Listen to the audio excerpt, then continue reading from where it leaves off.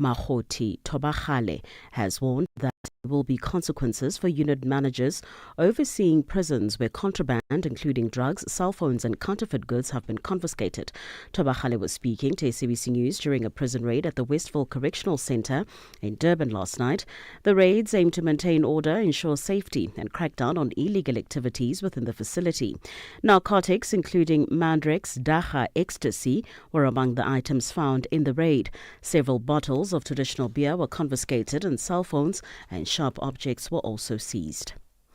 Kenya's public prosecutor says a police officer will be charged with murder for the death of a bystander he shot at close range 3 weeks ago. Boniface Kariuki was shot dead at a demonstration in Nairobi. His death sparked huge public anger. The BBC's Axia Wandera has the story. Kariuki, a 22-year-old who sold face masks on the streets, sustained critical head injuries and spent nearly 2 weeks on life support before being declared brain dead and later confirmed dead. Constable Masinde has been ordered to undergo a mental assessment ahead of a formal plea. Kenya's chief prosecutor has dropped charges against a second officer, citing lack of evidence. Israel's Prime Minister Benjamin Netanyahu has said that he's ready to negotiate a permanent end to the war in Gaza, but insisted it must involve the disarmament of Hamas. He said that if that couldn't be achieved through negotiations, Israel would achieve it by force. We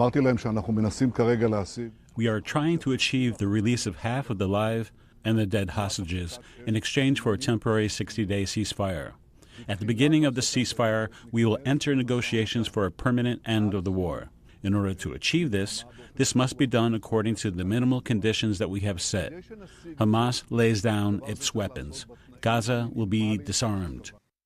Recapping the top story this hour, the International Criminal Court at the United Nations Security Council says there are reasonable grounds to believe war crimes and crimes against humanity are being committed in Western Sudan. For any news stories you would like to share with us, please do send an email to newsroom@channelafrica.co.za or call us on +27 714 4459. For Channel Africa News, I'm Cholani Tulo Mwebe. SABC News.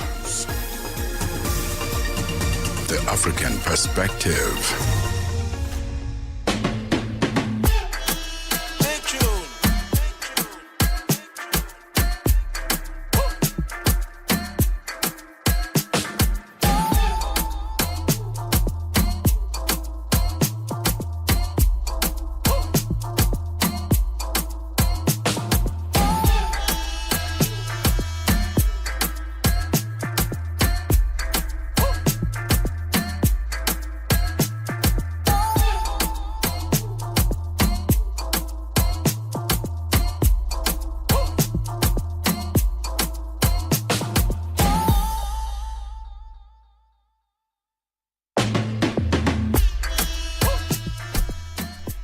Good morning and happy Friday. Good morning, Channel Africa family.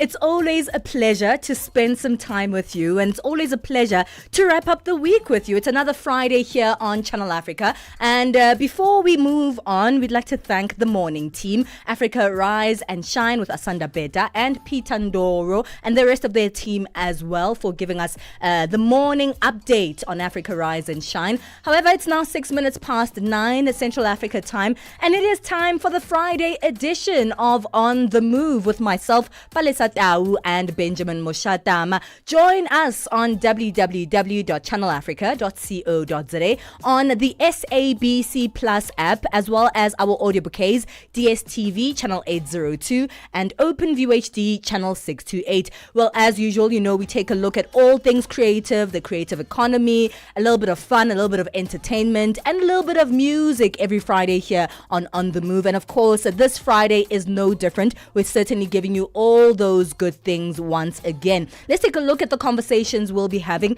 I don't get to spend as much time with my friends as I would like to, especially my closest friends, because the older we get, we've got so many responsibilities, right? Families, children, some of them are married. We've got, all these responsibilities that take up our time, and we don't, when you're a children, you get to just like hang out whenever you want to. I really do miss those days. However, there should be platforms that we are creating, or we create ourselves, or that are created for us to reconnect with our friends, because those are really important relationships in our lives that should be maintained in some sort of way. We'll be speaking about a refreshing initiative called the Friendship Reunion Camp.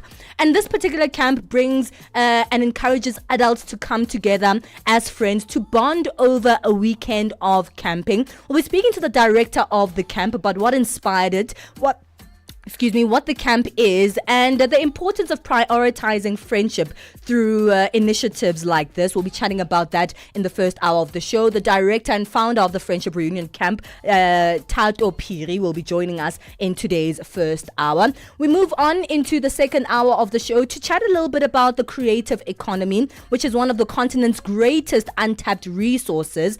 We'll be speaking about a partnership between the United Nations Development Programme and Uvu Africa via the Uvu Accelerate program. This is an entrepreneurial development and incubation arm that has launched to, take a look at the creative economy and help those who are trying to get ahead in this particular economy through a 6-week intensive program. We'll be chatting to Lara Rosmarin, Head of Entrepreneur Development at Uvu Accelerate. And then we go into our artist profile. Always so excited to hear the music of the new artists that we have every week on The Move. Today we're speaking to Namibian Afro jazz and traditional artist Erna Chimu. Hey man, we're looking forward to all those conversations. You are listening to On The Move with myself, Benjamin Moshatama, and Palesa. Stay in touch with us on our different platforms. Remember, the main platform that you can touch base with us is our WhatsApp number, +27 63 406 9126. Download the SABC app and take Channel Africa with you everywhere you go. Got something to say? Are you passionate about issues that matter? Do you have a voice that deserves to be heard? Well, we've got the perfect platform for you. Call in or drop us a WhatsApp on +27 63 406 9126, and we will call you back so you could have your say and be part of the conversation. 30 years of age. I just turned 30 on the 15th of November. So that's who I am, It's not just talk. It's your chance to air your views. Share your opinion. Engage with a community that values your perspective. Follow us on our social media. Visit our website at www.channelafrica.co.za and get ready to share your views on Channel Africa, the African perspective. Mzansi, this is more than just a game. It's a celebration of history. 30 years ago, the Springboks united our nation with that iconic Rugby World Cup victory, and now the mighty Boks are back. Don't miss South Africa versus Italy in the 30th anniversary commemoration match this Saturday, the 12th of July at 1600 hours Central African time. Watch it live on SABC2 or stream it anywhere on SABC Plus app. Download the SABC Plus app today on iOS, Android, or your smart TV. Switch to stream. No subscription. SABC Sport, for the love of the game. Get set and be ready to go. On the Move with Palesa and Benjamin Moshatama.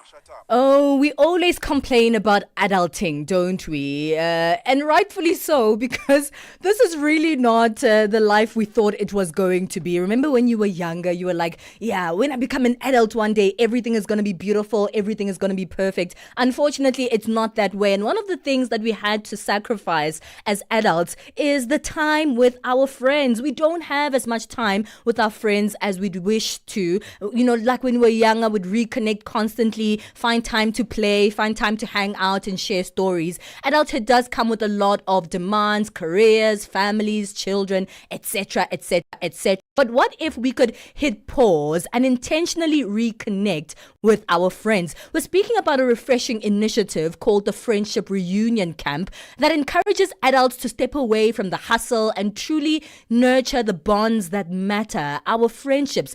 We're talking to the director of this particular camp about what inspires it, what happens at the camp, and why prioritizing friendship is not just nice, but it's also necessary. Tato Phiri is the director of the Friendship Reunion Camp. camp and joins us on the line. Tato, thank you so much for your time. Good morning.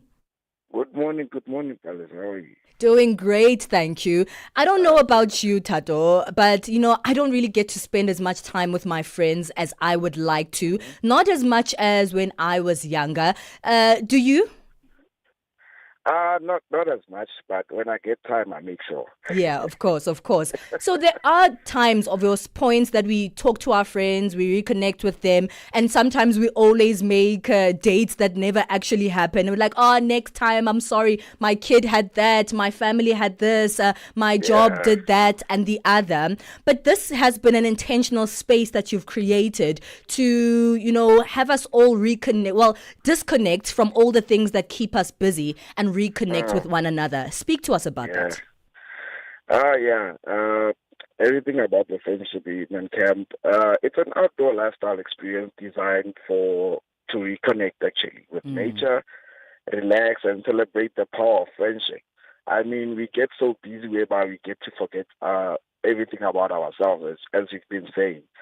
So today we have decided that we're going to generate this thing to make people aware that they can always come through distress, have their own fun, and get to reconnect actually in nature, of camping. I know a lot of people will be saying that no, camping, it's a bit scary, but we have designed that this thing becomes so luxury and very well in a good environment for you to enjoy. Yeah. So tell me, what inspired the concept of the Friendship Reunion Camp? Okay, there's actually, I'm a person that loves nature. So it started there, and I actually quit my friends as much as we never saw each other most of the time. So we decided that, no, we're going camping. And it started growing whereby people started joining the movement, wanting to gather along with us. And that's when how Friendship Reunion Camp was born. I love that. I'm so glad that it was born actually from the concept of trying to reconnect with your own friends. And then more and more people were saying, hey, actually, I like this. It seems like the camping experience is becoming more and more popular in Africa. Why do you think this is? The thing is, where there's peace of mind, I mean, everyone wants peace of mind into distress. Yes, true. And a lot of people now are looking into open spaces to come and bond and relax without any disturbance. I think that's the motive that's making it grow along Africa to this extent. Yeah. Well, it's not just about reconnecting with your own friends, is it? It's also about creating a community of sorts. Let's speak about that sense of community that is built through the Friendship Reunion Camp. The thing is that we always host people from different countries. We also have solo travelers. And that's when we get to network. That's the basic points, networking and meeting new people and also reconnecting. So we get to find people from other countries and you get to learn more of how they live and what they do. And the networking expands from the weekend of camping.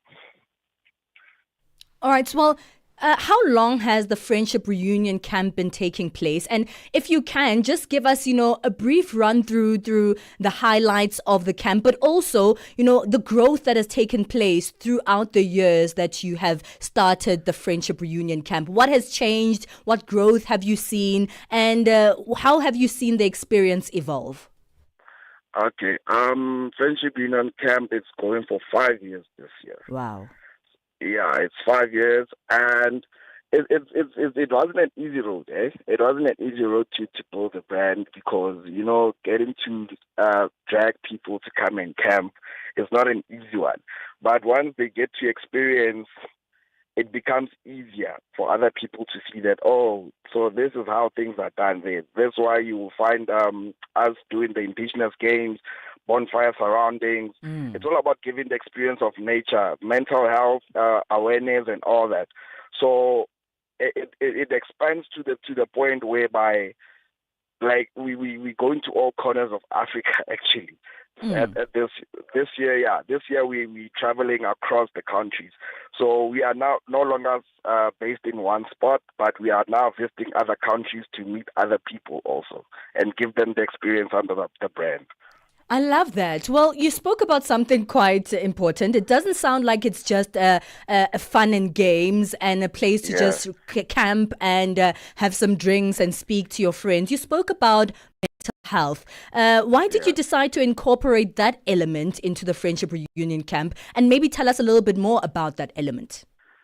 When it comes to that, recently we've had fitness trainers and we have coaches which come through and give you guys a session about the life and then for you to get to distress actually and remember that you are also a human being. Yeah. You don't have to overwhelm yourself with a lot of things. You also need time to yourself and for your growth also. Well, that is incredible, especially because we're speaking about adults, obviously, who don't get enough time. And we're always so bombarded by all the things we need to do, all the responsibilities that we have. And it's one thing to go out and just have fun for a weekend. But coming back, also learning something, also, finding a space to de-stress and also chat about your mental health with the friends, obviously, that you have. Do activities that take care of your mental wellness is extremely important. We're going to be taking a quick break. Tato, stay with us on the line. And we want to find out a little bit more about what goes on at this Friendship Reunion Camp. So from the weekend, from the time the weekend begins, all the way until everyone says goodbye, what are some of the activities that you've incorporated in this? We're speaking about quite a refreshing initiative, 5 years in now. It's called the Friendship Reunion Camp. And it's an opportunity for friends, adult friends to come together, spend a weekend together, enjoy each other's company, de-stress, but also remove themselves from everyday life and reconnect with one another, with nature, and also take care of their mental health. We'll continue this conversation after the break. Tune in and turn up the volume. This is Channel Africa. Zochitika ndi madaphiri kamlondola wazochitika pena paliponse. Nduna wazamalonda kumalawi aletsa kampani yopanga shuga ya Ilovo yomwe ndi nthambi ya Ilovo Sugar Group Limited kuti isiye kutumiza shuga kumaiko akunja. Malingana ndi nduna ya zamalonda Vitumbuko Mumba, izi zithandiza kuti shuga yemwe yakusowa pamsika azipezeka. Ndiye pano ndili ndi George Muhangu amene ali mu mzinda wa Blantyre mu dziko la Malawi, chimene chikupangitsa kuti shuga azisowa ndi chani. Chomwe chikupangitsa kuti shuga azisowa ndichonena kuti panopo ili ngati off season ya makampani a Ilovo Sugar Malawi, kunena kuti sakutha kupanga shugayi okwanira chifukwa akukolola. Ndiye akamaliza kukolola pameneno atayambeno sopano kugaya shugayi kuti azipezeka. Chinanso ndichonena kuti ma distributors amene akumakagula sugar kaya ndi ku Ilovo kaya ndi kusalima sugar akumagulisa kumaiko akunja ngati Zambia, Zimbabwe, Tanzania, Mozambique. Zochitika ndi madaphiri lolemba mpaka lachisanu pa nthawi ya 7 koloko kufikira 8 koloko madzulo pa Channel Africa. Palesa and Benjamin fuel your day with fresh African perspective on Channel Africa.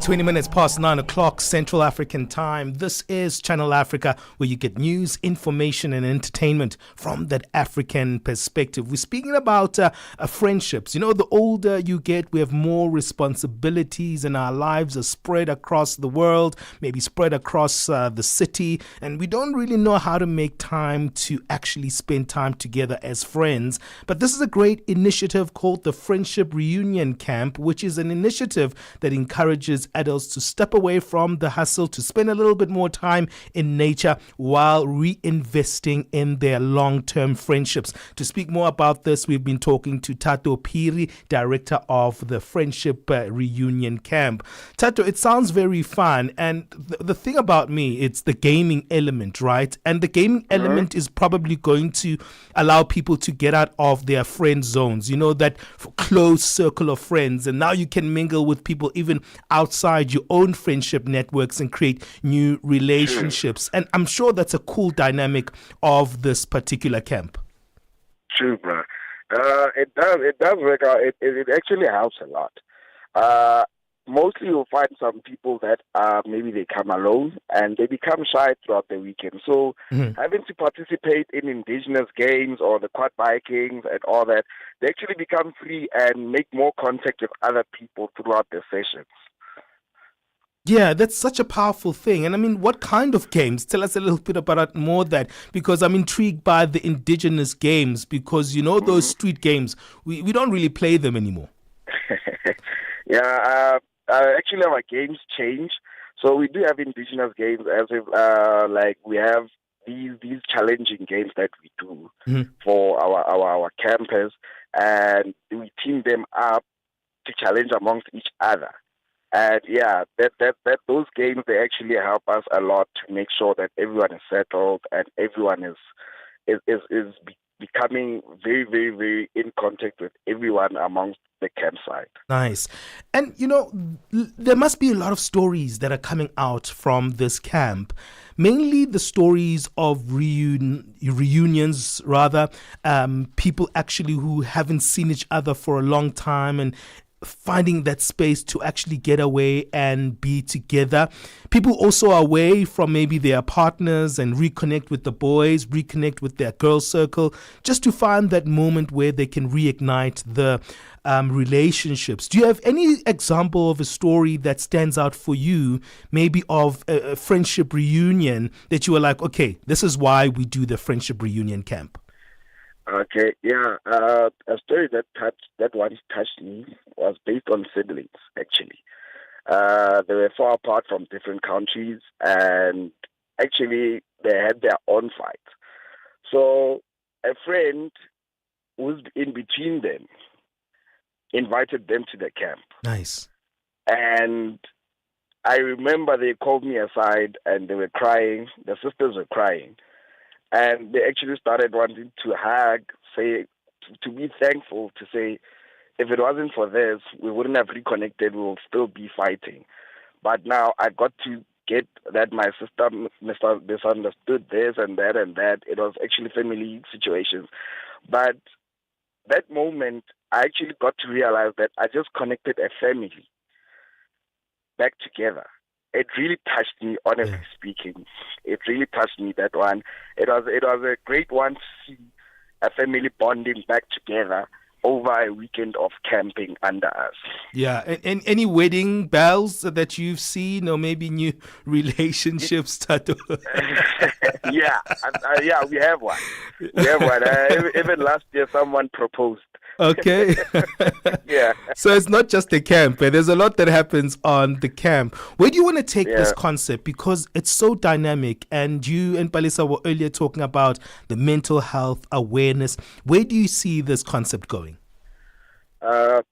This concept, actually, I just wanted to reach out to the world, just to make people aware that this is not only about sleeping in the bush.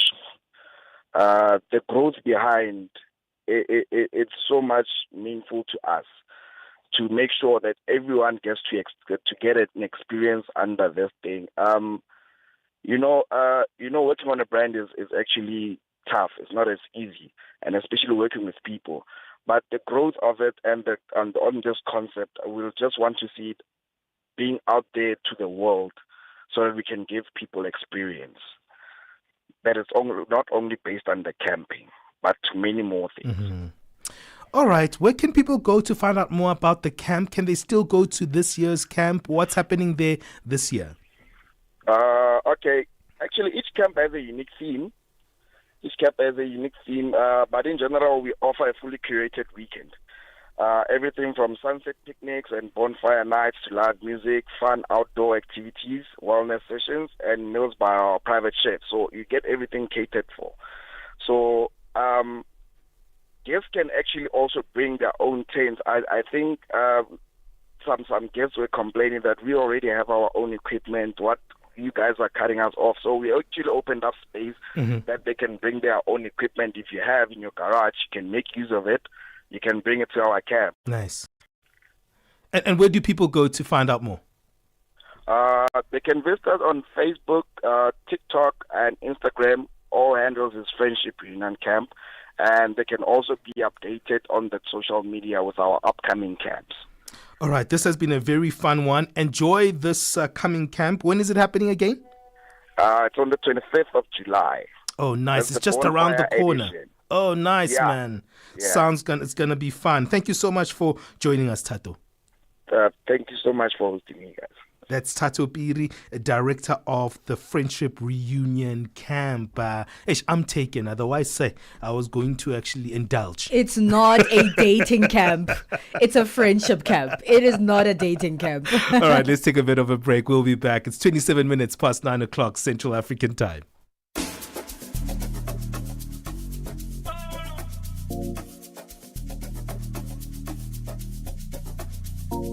Benjamin Moshatama and Palesa on the move.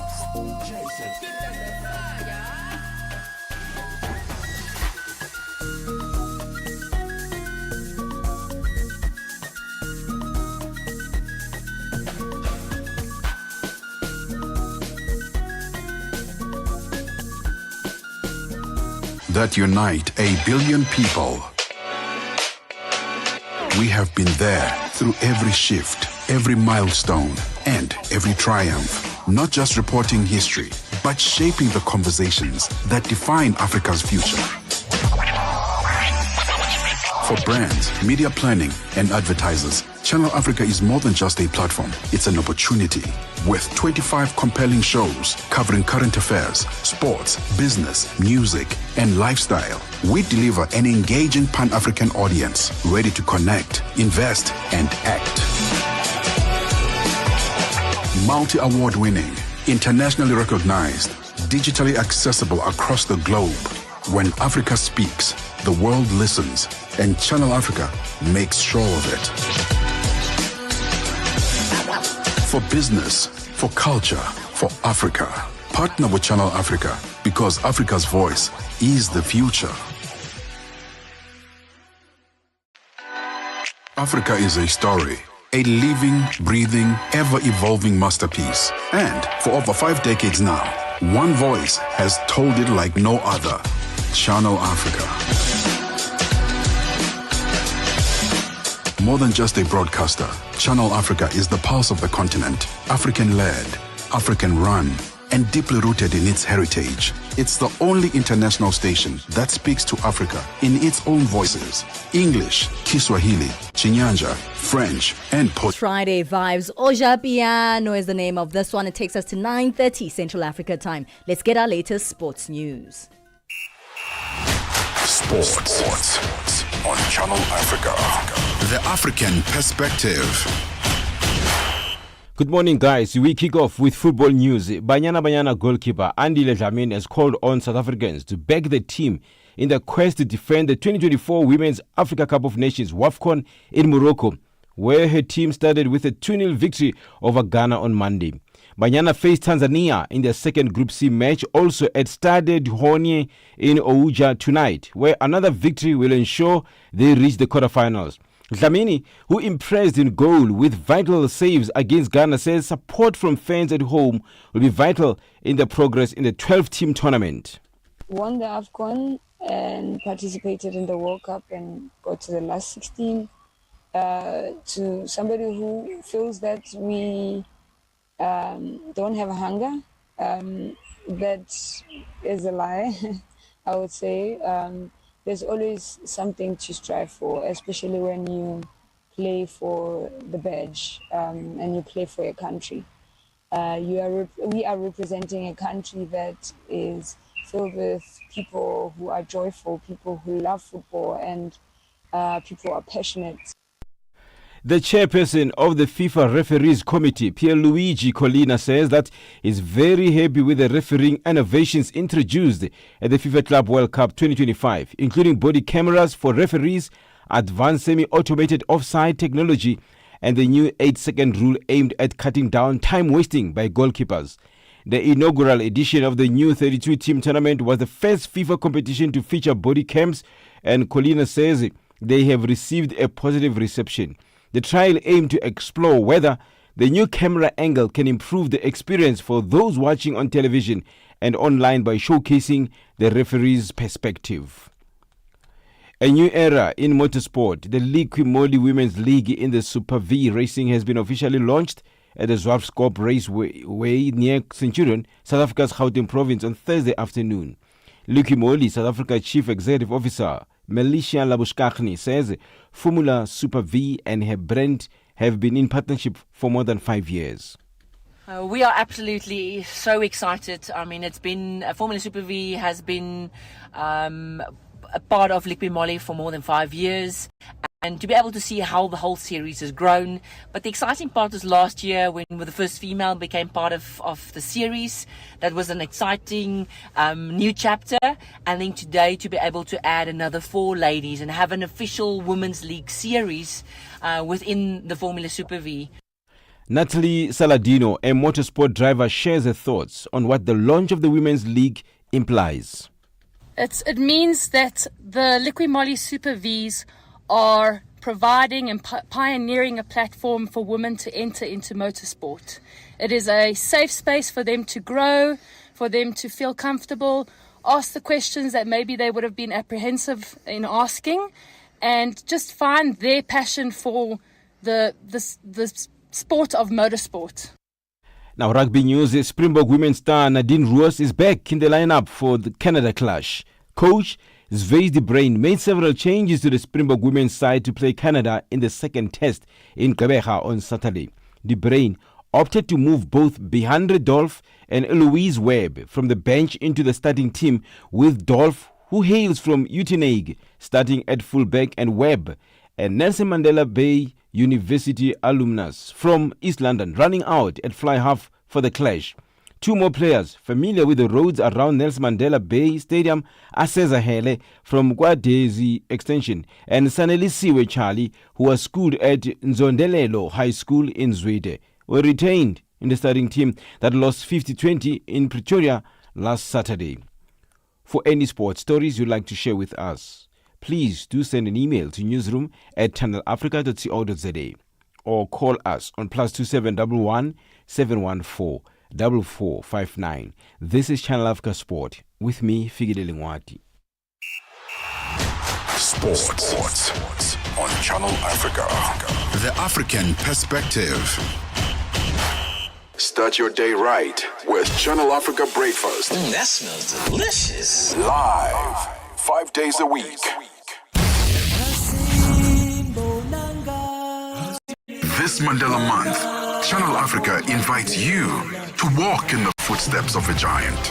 From the prison yard of Robben Island to the halls of the United Nations, Nelson Mandela's legacy reminds us that service, compassion, and justice are the building blocks of real freedom. En cette journée Mandela, que nos actions fassent écho à son héritage. Alionyesha dunia ya kwamba sauti moja yaweza kuhamasisha mataifa. Mandela ensinou-nos que a liberdade não é dada, mas sim conquistada através da coragem e sacrifício. Join us as we reflect, remember, and reignite the spirit of Madiba across the continent. This is more than a day. It's a call to action. Channel Africa, the African perspective. 9 to 12 midday, Central African Time. On the move with Palesa and Benjamin Moshatama. We continue to get the latest news updates from our news team. We just had our latest sports with Figile Lingwati. Let's get into our latest business news with Thabiso Lehuku. Business news on Channel Africa. The African perspective. Thanks to Palesa and good morning. A Malian military helicopter has airlifted gold from the Barrick-owned Luolo Gonkoto complex days after a Reuters report that a court-appointed administrator planned to sell the site's bullion to finance operations. A Bamako court last month appointed a provisional administrator to restart operations at the West African country's largest gold mining site, nearly 6 months after the Barrick mining suspended them amid tense negotiations over the implementation of a new mining code. Barrick said it was forced to suspend operations in mid-January after Mali's military-led government blocked its exports for 2 months. detained some of its executives and seized 3 tons of bullion. Botswana says it will allow its Pula currency to depreciate by 2.76% over the next year, a faster rate than previously announced. This as Botswana's economy is under pressure because of a prolonged downturn in the global diamond market. The country reviews its exchange rate twice a year. They adjust it upwards or downwards through a crawling band exchange rate regime under which the Pula is pegged to a basket of currencies, including the South African rand. Botswana has long been seen as one of Africa's economic success stories. South Africa's Social Development Minister, Sisisi Tolashe, has sought to give assurance that no beneficiary's grant will be stopped without a proper process. This as there is an outcry over beneficiaries with alternative income who have been notified to go to the South African Social Security Agency office for review. Delivering her department's budget vote in Parliament, Tolashe says means to root out corruption and review processes in SASSA is underway. This, she says, has already yielded a saving of over $56 million. She called on beneficiaries to report to SASSA offices if requested to do so. On this note, let me be very clear. We have not stopped or suspended any grant without due process. I wish to appeal to all beneficiaries who have received correspondence to visit SASSA offices and undergo a review process. South Africa's Public Works Infrastructure Deputy Minister, Sihle Zikalala, says that the department has plans to accelerate infrastructure development and construction transformation. The department is currently grappling with the numerous challenges, including building hijackers and tender mafias disrupting some of the major government infrastructure projects across the country. Zikalala says that the department's main focus will be revamping state-owned buildings. He says corruption and inflating of tender process remains major challenges. Currently, there are even investigations about the lease and some contractors who are building for the department. We have instituted investigations to those areas where there are elements of inflated price. But we have gone further to say, let us build a capacity internally to be able to assess the value of projects that we are implementing.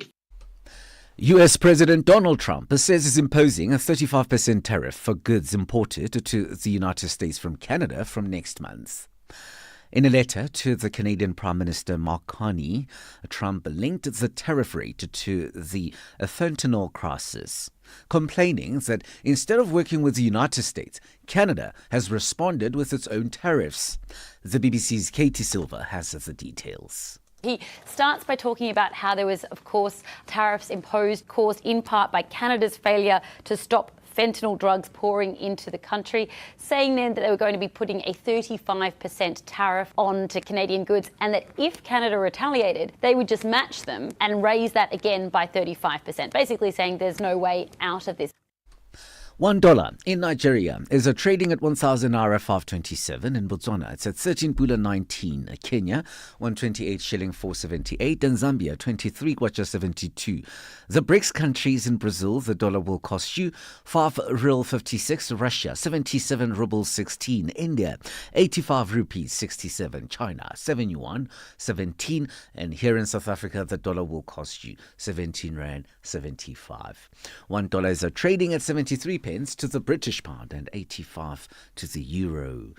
Commodities markets: gold at $3,335, platinum $1,359 per ounce. Brent crude oil is at $68.88 a barrel. For any business stories you would like to share with us, please send us an email. It's newsroom@channelafrica.co.za or call us on +27 11 714 4459. For Channel Africa Business in Johannesburg, I'm Tabisolo Hogo.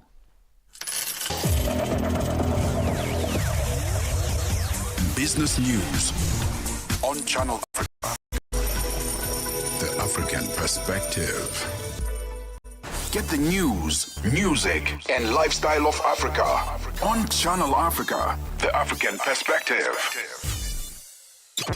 Mornings made better with Peter and Asanda on Rise and Shine, weekdays 6 till 9. In recent weeks, East Africa has seen a disturbing rise in human rights violations. In Kenya, digital activist Rose Njeri was arrested under the Computer Misuse and Cybercrimes Act after creating a tool for citizens to oppose the Finance Bill 2025. Meanwhile, in Tanzania, Kenyan activist Boniface Mwangi and Ugandan lawyer Agatha Atuhaire reported being detained, tortured, and sexually assaulted by security officers. East Africa needs a reset. We need to get back East Africa to where the founding fathers are. When President Nyerere and his colleagues, Jomo Kenyatta and the Ugandan counterparts fought for independence. They fought for independence to get Africans out of poverty, to get Africans out of slavery. The leaders who took up power have since gotten into regression. Neto Agostino, co-leader of the United Green Movement Party.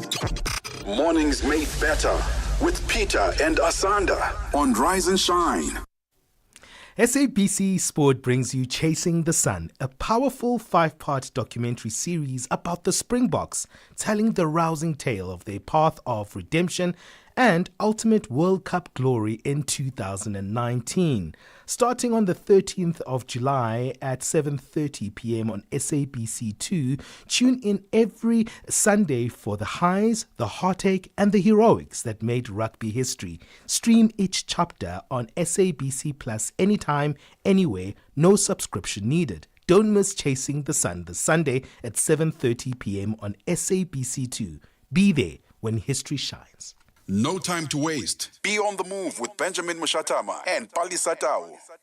The African film industry is bursting with talent, stories, and bold new voices. Yet for many young filmmakers, breaking into the space can be a daunting journey. From limited resources to navigating festival circuits, the road to recognition is anything but easy. Today we'll be speaking to one such rising voice, Minentle Luthuli, a young filmmaker who's already making waves with their thought-provoking work. Her film called Being You will be featured at the 46th edition of the Durban International Film Festival in South Africa, offering a powerful look at identity and self-discovery in the face of societal expectations. It's raw, it's personal, and timely. Listen to this.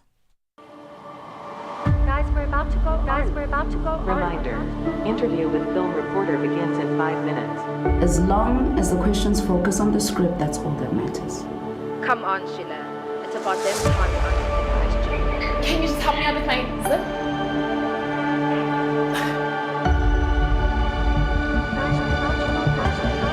Please don't go. Guys, just stick to the given questions. Hello! Mr. the President, but you put tech.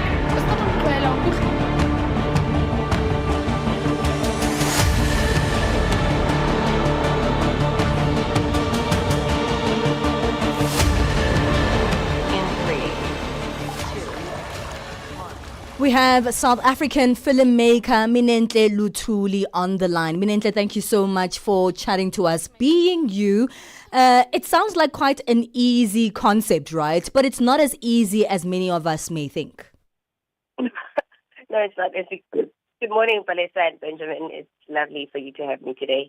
No, it's not an easy concept. It is an easy concept, but I don't think it was easy to execute. Well, chat to us about, navigating the filmmaking space. Not an easy space to get into, but also not an easy space to get recognition in, especially now that, more and more people or like the filmmaking space has become much more global than just local. True.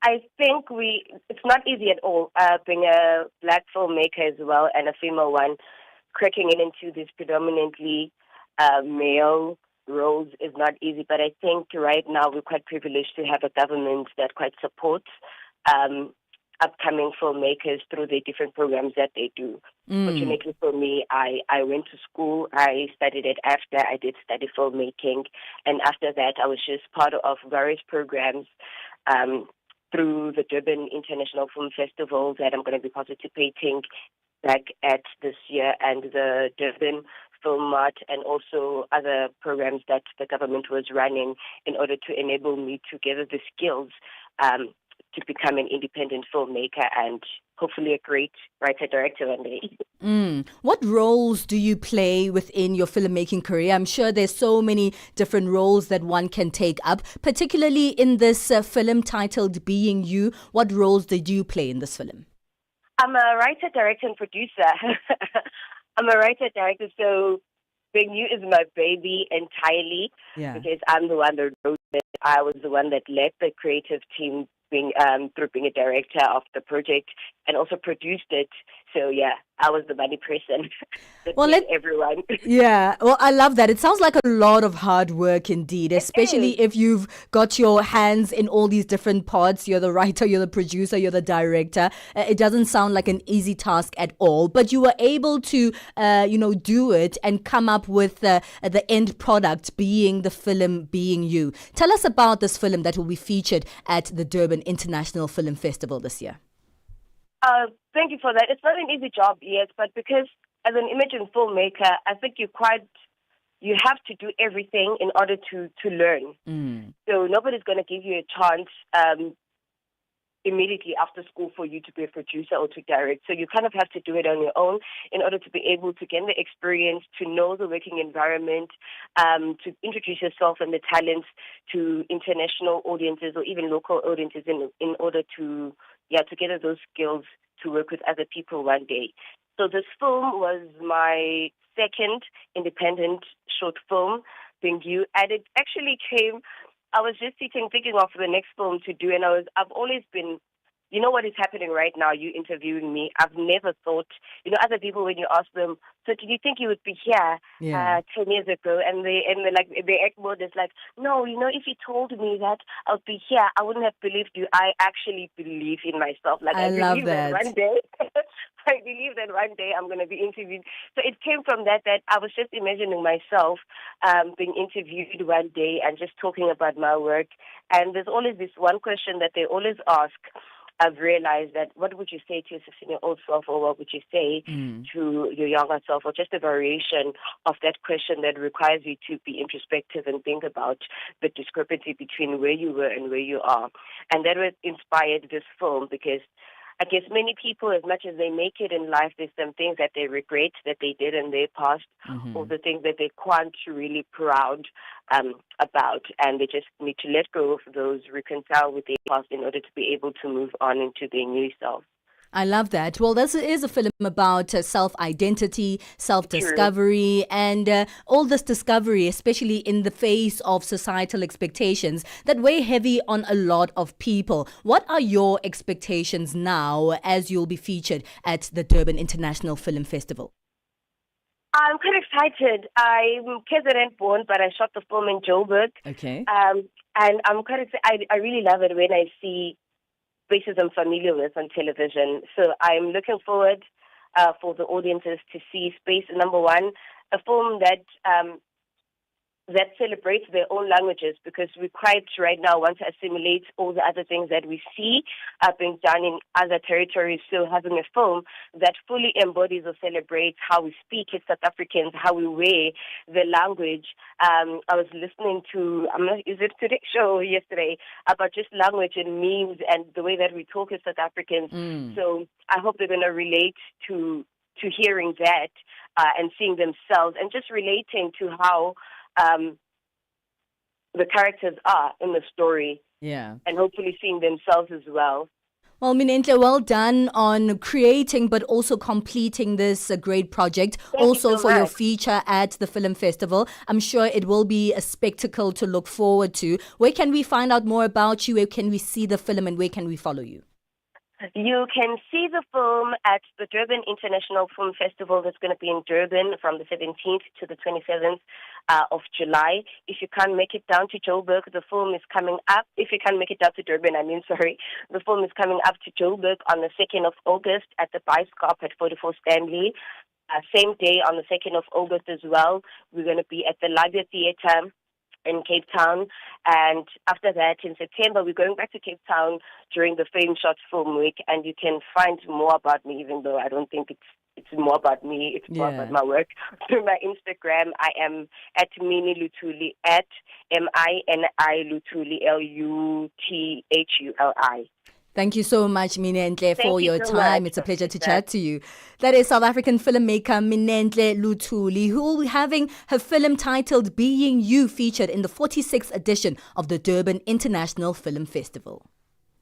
Get Channel Africa on DSTV Audio Bouquet. Channel 802. This Mandela Month, Channel Africa invites you to walk in the footsteps of a giant. From the prison yard of Robben Island to the halls of the United Nations, Nelson Mandela's legacy reminds us that service, compassion, and justice are the building blocks of real freedom. En cette journée Mandela, que nos actions fassent écho à son héritage. Alionyesha dunia ya kwamba sauti moja yaweza kuhamasisha mataifa. Mandela ensinou-nos que a liberdade não é dada, mas sim conquistada através da coragem e sacrifício. Join us as we reflect, remember, and reignite the spirit of Madiba across the continent. This is more than a day. It's a call to action. Channel Africa, the African perspective. Step into the heart of the day on the move with Palesa and Benjamin.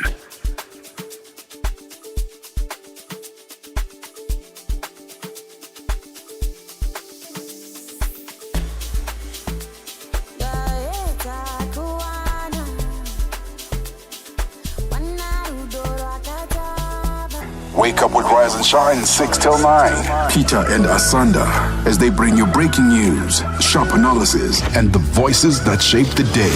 At mid-morning, we get on the move with Palesa and Benjamin, digging into the African lifestyle, people, and the things that make Africa smile. 12 till 1, Africa Update with Lulu Kabu, getting in-depth, powerful stories, and the perspective you won't hear anywhere else. The Upside, 1 till 4, live and real, with Tebogo Lekwaleni and Matseko Musito. Tamengo Bene talks money, Africa in business, 4 till 5 p.m. 5 till 6, we put on a little bit more color. Vue d'Afrique, with Joël Muteba. We go to East and Central Africa and find Darubinia Africa with I Am Shakif. Madapiri gives us some life. Zochitika, 7 till 8 p.m. Maria Mokumalo comes in 8 till 9. We get some useful knowledge. Kalodiscopia, 9 till 10. We take a look in Africa and beyond. Africa World Hour with Sipiso Makwetla. And we close it up with some love. The Hotlines with Shailen Dikumana, 10 till 12 p.m. on Channel Africa. Across borders, across time zones, on air, online. This is Channel Africa. Africa has a voice, and that voice is Channel Africa. It keeps you in motion, speaking, singing, questioning, rising. Wake up with Rise and Shine 6 till 9. Peter and Asanda as they bring you breaking news, sharp analysis, and the voices that shape the day. At mid-morning, we get on the move with Palesa and Benjamin, digging into the African lifestyle, people, and the things that make Africa smile. 12 till 1, Africa Update with Lulu Kabu, getting in-depth, powerful stories, and the perspective you won't hear anywhere else. The Upside, 1 till 4, live and real, with Tebogo Lekwaleni and Matseko Musito. Tamengo Bene talks money, Africa in business, 4 till 5 p.m. 5 till 6, we put on a little bit more color. Vue d'Afrique with Joël Muteba. We go to East and Central Africa and find Darubinia Africa with I Am Shakif. Madapiri gives us some life. Zochitika, 7 till 8 p.m. Maria Mokumalo comes in 8 till 9. We get some useful knowledge. Kalodiscopia, 9 till 10. We take a look in Africa and beyond. Africa World Hour with Sipiso Makwetla. And we close it up with some love. The Hotlines with Shailen Dikumana, 10 till 12 p.m. on Channel Africa. Across borders, across time zones, on air, online. This is Channel Africa.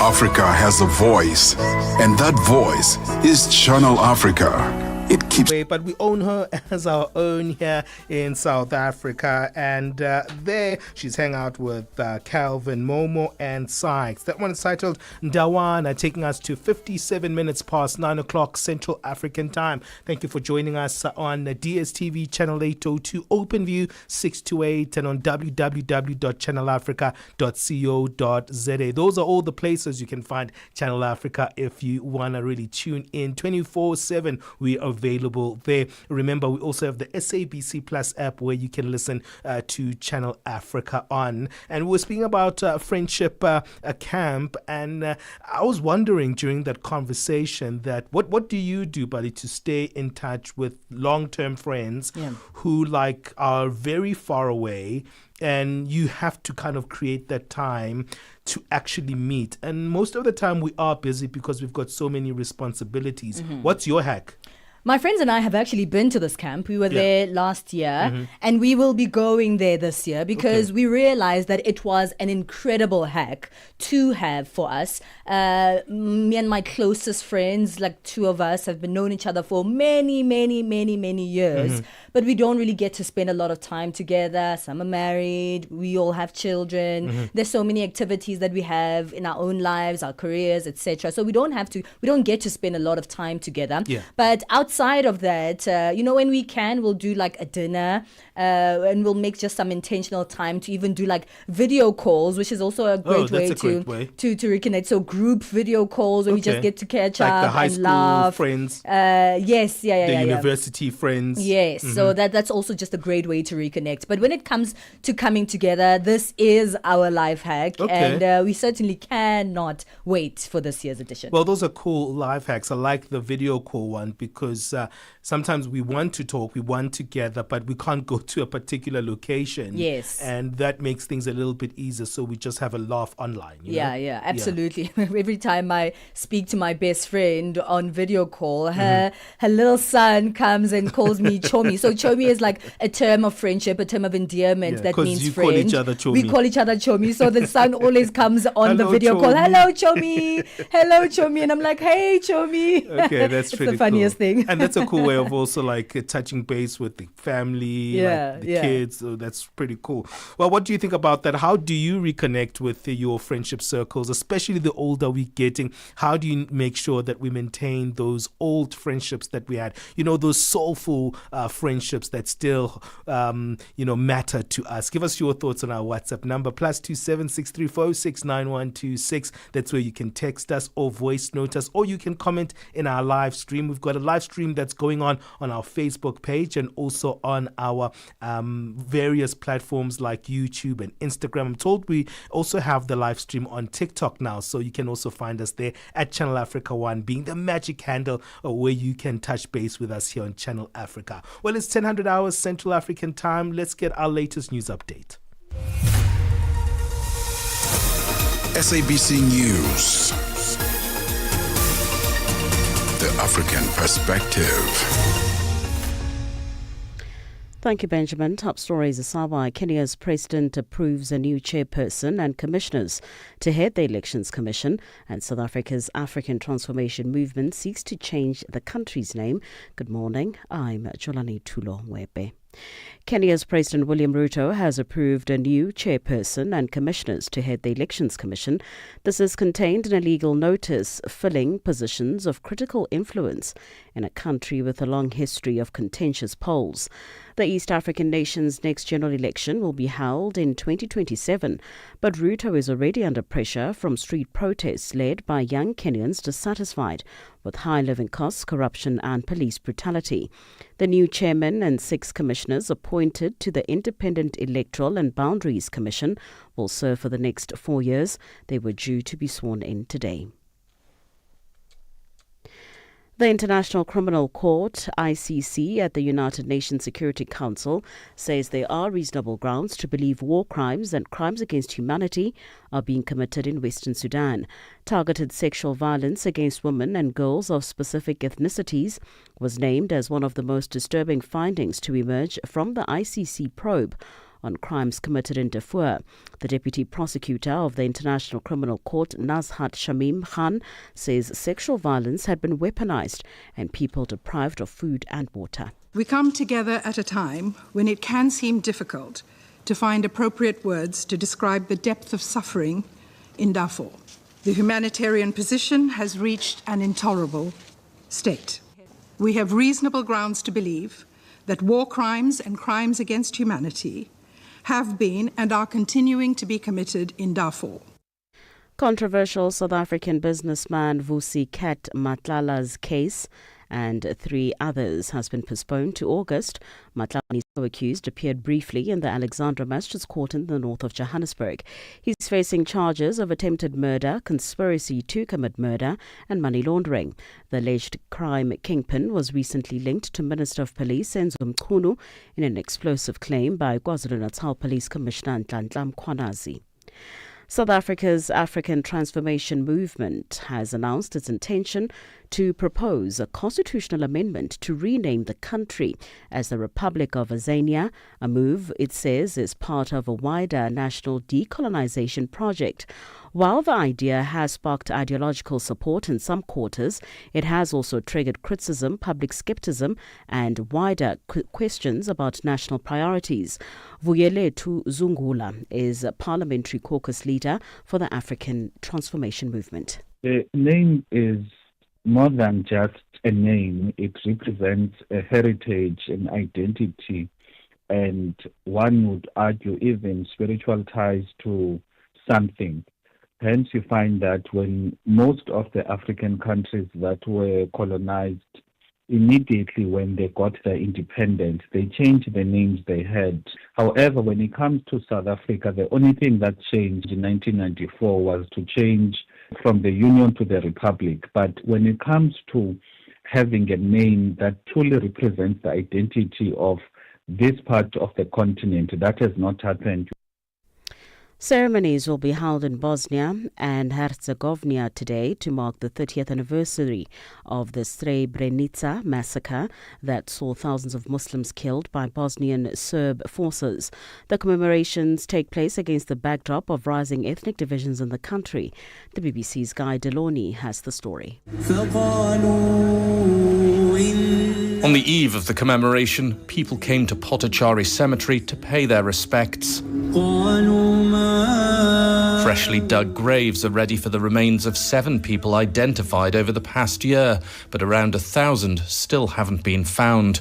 The nearby memorial centre displays some of the items found with victims. The commemoration, it'll host dignitaries from around the world. They'll repeat the well-worn lines that the massacre should be neither forgotten nor repeated, but domestically, Srebrenica highlights deepening divisions. Recapping the top story this hour, Kenya's President William Ruto has approved a new chairperson and commissioners to head the Elections Commission. This is contained in a legal notice filling positions of critical influence in a country with a long history of contentious polls. For any news stories you would like to share with us, please do send an email to newsroom@channelafrica.co.za or call us on +27 11 714 4459. For Channel Africa News, I'm Jolani Tulo Wepe. SABC News. The African Perspective.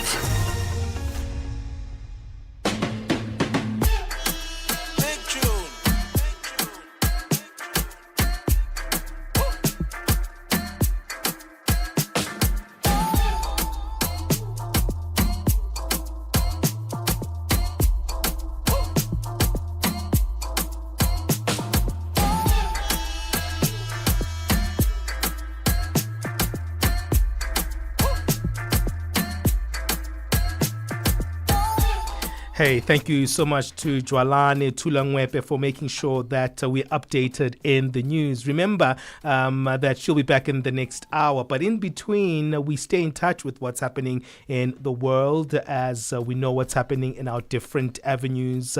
We'll find out what's happening in the sports at around 10:30 Central African time and around 10:35 Central African time. We'll also have our business news. Hey, we don't walk alone. We thank the news team for making sure that you and I updated on what's happening in the world. You are listening to On the Move. I'm Benjamin Moshatama with Palesa. It is our Friday edition of the show, and we always love having a little bit of fun. I always say we take off our brains on a Friday and we take hold of our hearts on a Friday. That's what we're all about. And we're all about investigating the creative economies on the African continent. There's so much potential there. There's still a lot that still needs to be tapped into. There are many untapped minds and talents and so many incredible initiatives that still need to be invested into. In fact, Africa's creative economy represents one of our continent's greatest untapped resources. African creatives contribute to just 2.9% of global creative exports. You see, that's just the Burna Boys of this world. We still have so much that's internal our continent that we need to take out there. We're going to be speaking on this one. There is a partnership that's happening with the United Nations Development Program, and they call this the UVU Africa via UVU Accelerate and Entrepreneurial Development and Incubation Farm. What they're doing is actually designing early stage creative programs for entrepreneurs across Africa. It's an intense 6-week program which provides a structured support to help creative founders validate their business concepts. That's such an important element, isn't it? We'll be speaking to Lara Rosmarin, who is the head of entrepreneur development at the UVU Accelerate. Absolutely. Do join us this Friday. It's not just about us, but definitely about you at Channel Africa 1. Those are our social media platforms on Instagram, on X, on TikTok, on Threads, on YouTube, on Facebook. And we are streaming live on Facebook and YouTube. And we'd love you to join us. Come and see what we're up to here in our studios and make the Channel Africa circle bigger. It's the second hour of On the Move. The rhythm of Africa, the pulse of the continent.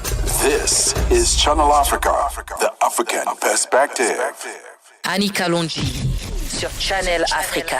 Nous allons à présent dérouler notre tapis rouge pour accueillir notre personnalité du jour, l'artiste chanteur Sheky Frey, qui est en ligne de Guinée avec nous. Je suis un artiste guinéen, un créateur, un styliste, et je fais un peu ce qui plaît à mes fans. Voilà, c'est un peu ça. On a beaucoup de genres de trucs à faire, mais bon, pour le moment, on est basé un peu sur le rap. D'accord. À quelle période de votre vie avez-vous commencé à vous intéresser à la musique, Sheky? Bon, je crois pas qu'il y ait une période, parce que moi, je suis un mélomane depuis mon petit âge. Annika Longi, tous les dimanches sur Mix Vibration. Mzansi, this is more than just a game, it's a celebration of history. 30 years ago, the Springboks united our nation with that iconic Rugby World Cup victory, and now the mighty Boks are back. Don't miss South Africa versus Italy in the 30th anniversary commemoration match this Saturday, 12 July at 4 p.m. Watch it live on SABC2 or stream it anywhere on the SABC Plus app. Download the SABC Plus app today on iOS, Android, or your smart TV. Switch to stream, no subscription. SABC Sport, for the love of the game. Palesa and Benjamin fuel your day with fresh African perspective on Channel Africa. Hey, as I mentioned, that Africa's economy, especially one that looks at the creative environment, represents one of our continent's greatest untapped resources.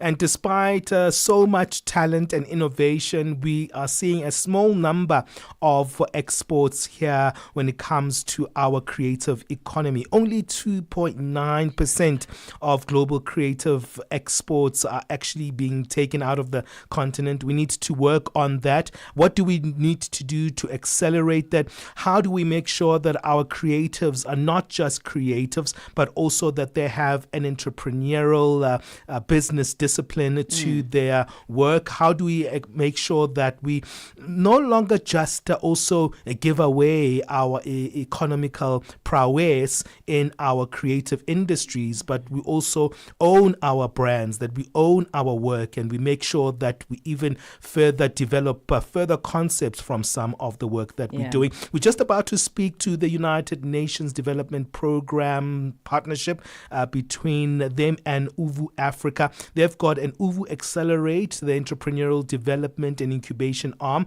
and they've launched what they call the Timbuktu Creative Hub Ideation Incubation Program, which gives a lot of creatives a 6-week intensive program that provides structure and support to help creatives actually validate their business concepts. And a lot of the creative space, but it is about having that not just creative idea, but making sure that you've got the IP set up, but most importantly, you also have a business structure to your concepts. We were speaking about that recently, weren't we? Just this week, we had a conversation, Ben, about graduates on the African continent who aren't finding employment, who remain unemployed. And one of the key factors about that is the creation of your own employment and creating forward to find your own opportunities. Sure. And so creatives also go through that. Many of them have gone to school, have graduated in the creative economy. However, they are trying to be entrepreneurs. They're trying to find their own avenues and not just waiting for that development to take place or for them to find opportunities and be employed somewhere.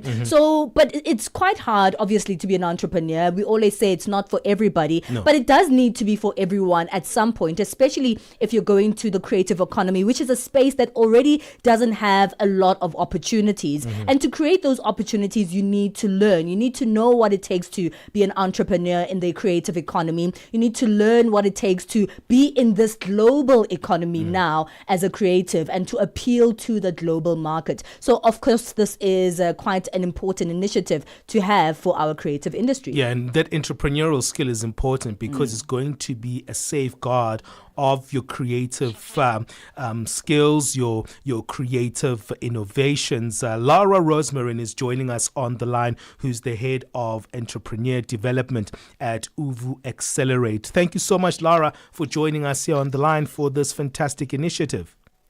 Thank you so much for having me. I'm so excited to chat to you. Is it called Uvu Accelerate? And if it is, what is it all about? So absolutely, you pronounced it perfectly. I'm so impressed. So Uvu Accelerate really is the entrepreneur development and incubation arm of Uvu Africa. We've been in the market for 25 years, and Uvu Africa really focuses, as Uvu Accelerate, a part of the team, on helping entrepreneurs move to the next growth checkpoints in their journey, be their ideation phase, build and grow, or grow and scale. We offer support to these entrepreneurs to move them forward. You know, in the continent, we have a lot of creatives. We do have a huge creative energy that is the makeup of who we are as Africans. But we have all these ideas that sometimes remain in concept stage.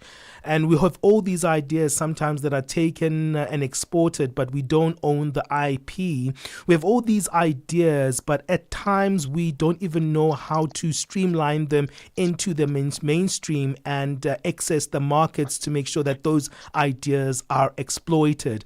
And that's the key issue, isn't it? That we are not lacking creative minds here on the African continent. We're just missing a space whereby we need to maximize those ideas. I think you're absolutely right. Creativity is for sure not lacking. And through our Timbuktu initiative and our partnership together with the UNDP, we're launching a 6-week fully virtual incubation program for just that reason, to help these early stage entrepreneurs across Africa to transform their ideas into these investable businesses. And what you say is correct. We find that entrepreneurs often lack business acumen because they haven't had the opportunity to learn these foundational skills. There's limited access to global markets. We know that there's insufficient, as you mentioned, IP protection, fragmented networks. And how can we pull all of this together to give these unbelievable entrepreneurs the help and support that they need to move forward? And it's that entrepreneurial skill that's missing, that business acumen. How do you try to bridge that gap, Laura? So I think that our programs are specifically geared towards entrepreneurs. So we know they have an entrepreneurial spirit and we know that they have creativity, but we look at what are the pieces that we can build on that to help them build a successful business. So we provide mentorship and tailored guidance, rather geared towards where the entrepreneur is at, rather than a blanket model for everyone. We equip them with business tools that can really formalize their operations and to help them understand the value chains and to manage finance. And I think it's also incredibly important to create market access opportunities to validate their ideas and take them out there and see, would this idea actually provide an income? Is there a market for their idea? And to really help them build and grow and scale. You've got a United Nations dimension to that. Could you elaborate about that partnership? Absolutely. So this was a partnership with the United Nations Development Plan, where we as UVU Africa were appointed to launch a creative hub in Cape Town to ensure that we give support to as many creative entrepreneurs on the African continent as possible. What's quite interesting is through this virtual incubation program that we're about to launch, we actually received applications from 10 African countries. So we've got Egypt, Ethiopia, Ghana, Kenya, Morocco, Nigeria, Rwanda, Senegal, Zambia, South Africa. So we know that there is creative talent out there and they're looking for support. And we really want to be that support for them. How do you touch base with these entrepreneurs? How do you find them? So it's quite interesting. We put a market call out and we extensively connect with our networks in all the various countries, and we've received an unbelievable response. And a huge number of entrepreneurs have applied. I think the difficult thing for us now is sifting through the applications and selecting this first cohort of entrepreneurs. And what are you looking for? So we've really got to focus on entrepreneurs that have got a novel idea, something new, something that has scale, something that is considered to be created by youth, so 18 to 35. Great. We're looking at female entrepreneurs to see how we can open doors for them.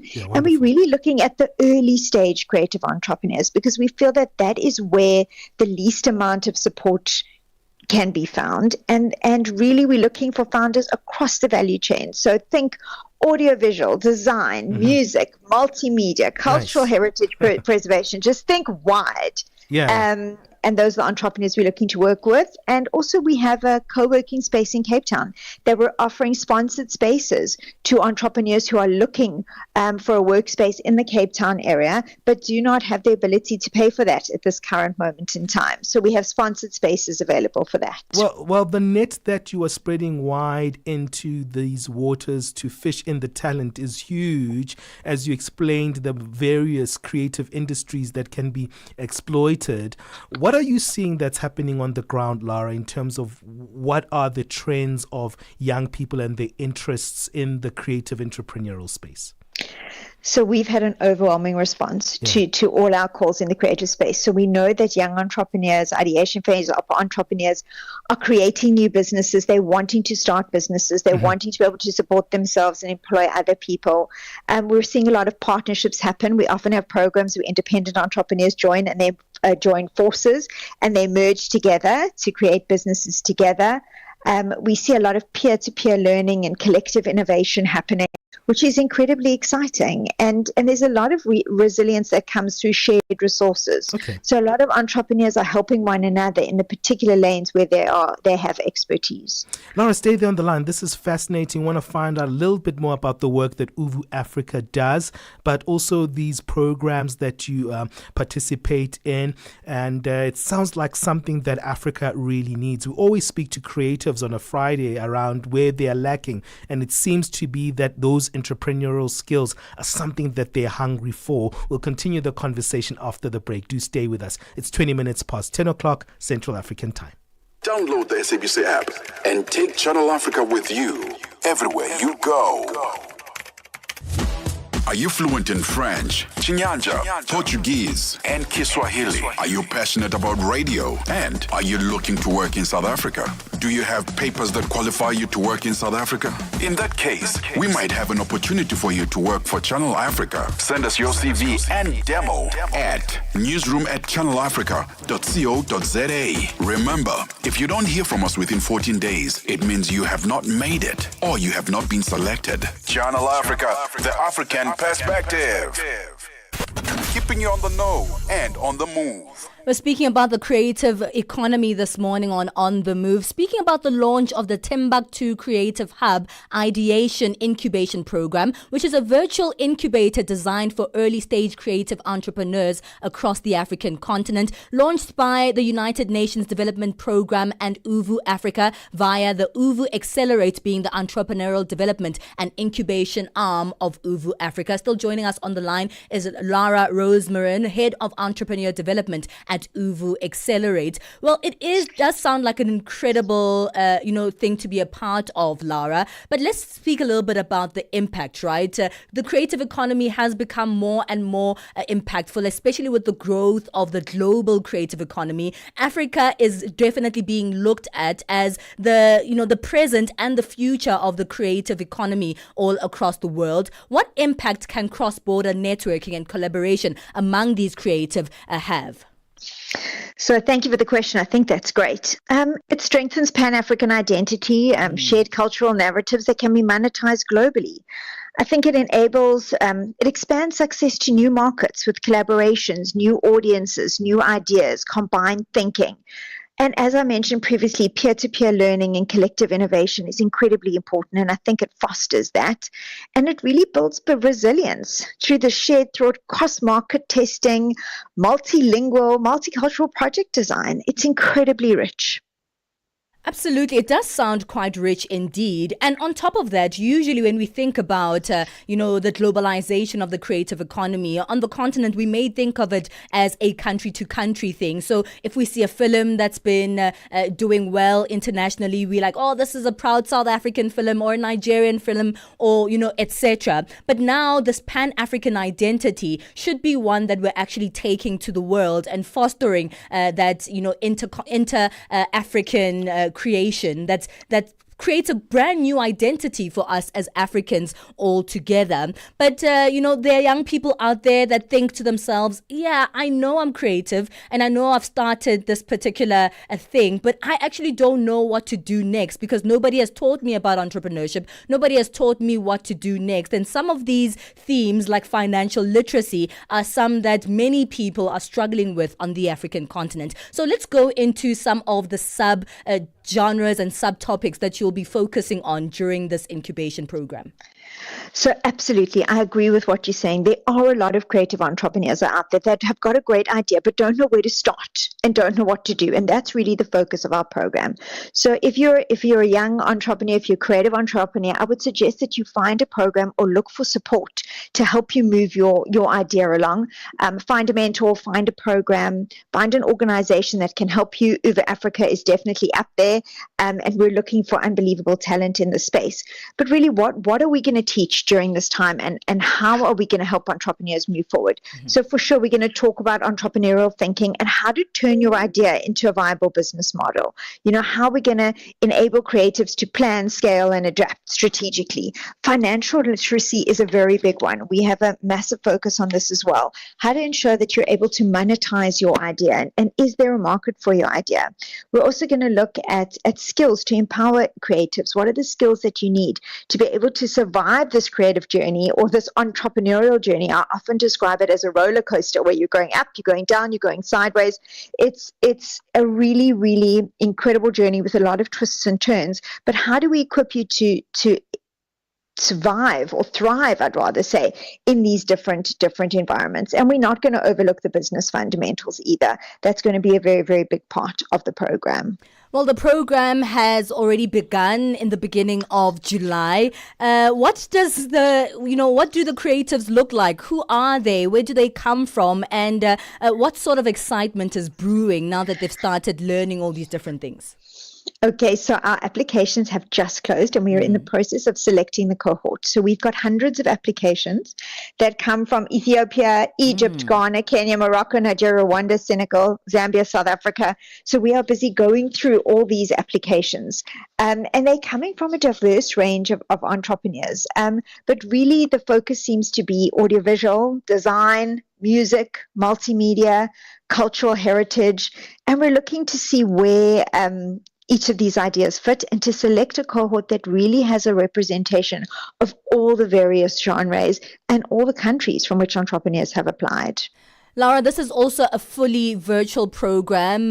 What were the ideas behind making it only virtual? And do you think that all these applicants that will be successful and part of this incubation program will have the accessibility to the internet that they'd need to fully be a part of this program? So great question. And we're really working with partners in all the countries to ensure that internet and data is not a barrier to entry for these entrepreneurs. So we're very much aware of that. And we like the idea of connecting entrepreneurs from different countries. We believe that our programs are really hands-on and our workshops are interactive. And we really have an unbelievable retention rate in our programs, even those that are run virtually. So we're confident that we'll be able to help in a way that's meaningful, these entrepreneurs, even though we're not in a room together. And the rich multicultural heritage that's going to come from a cohort from 10 different countries, we believe is going to be incredible. Well, we're speaking a lot about the applicants and those who will be taking part in the program, but who will be the teachers? Who will be on the other side of this learning experience? So Uber Africa have an unbelievable team that have got massive experience in helping to build and grow ventures. Most of our facilitators and trainers and those people that work with us in our workshops are entrepreneurs themselves. So they really understand the pain, the difficulties, the highs of starting a business and running a business. So we've really got a skilled team that will come together to help these entrepreneurs. Well, Laura, thank you so much. We'll have to wrap it up there. We wish you a successful program, but also we wish all the applicants that are successful, success in learning, but also success in their creative future. Thank you so much. That is Lara Rosemarin, Head of Entrepreneur Development at Uvu Accelerate. They have a 6-week intensive program called the Timbuktu Creative Hub Ideation Incubation Program, where they'll be providing structured support to help creative founders validate their business concept, develop entrepreneurial capabilities, and prepare for market entry and investment opportunities. Great one there. Do let us know what you think of that one at Channel Africa 1.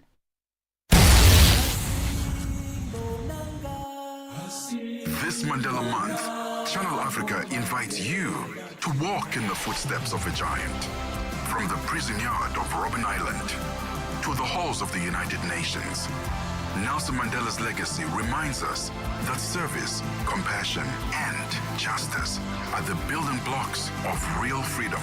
En cette journée Mandela, que nos actions fassent écho à son héritage. Alionyesha dunia ya kwamba sauti moja yaweza kuhamasisha mataifa. Mandela ensinou-nos que a liberdade não é dada, mas sim conquistada através da coragem e sacrifício.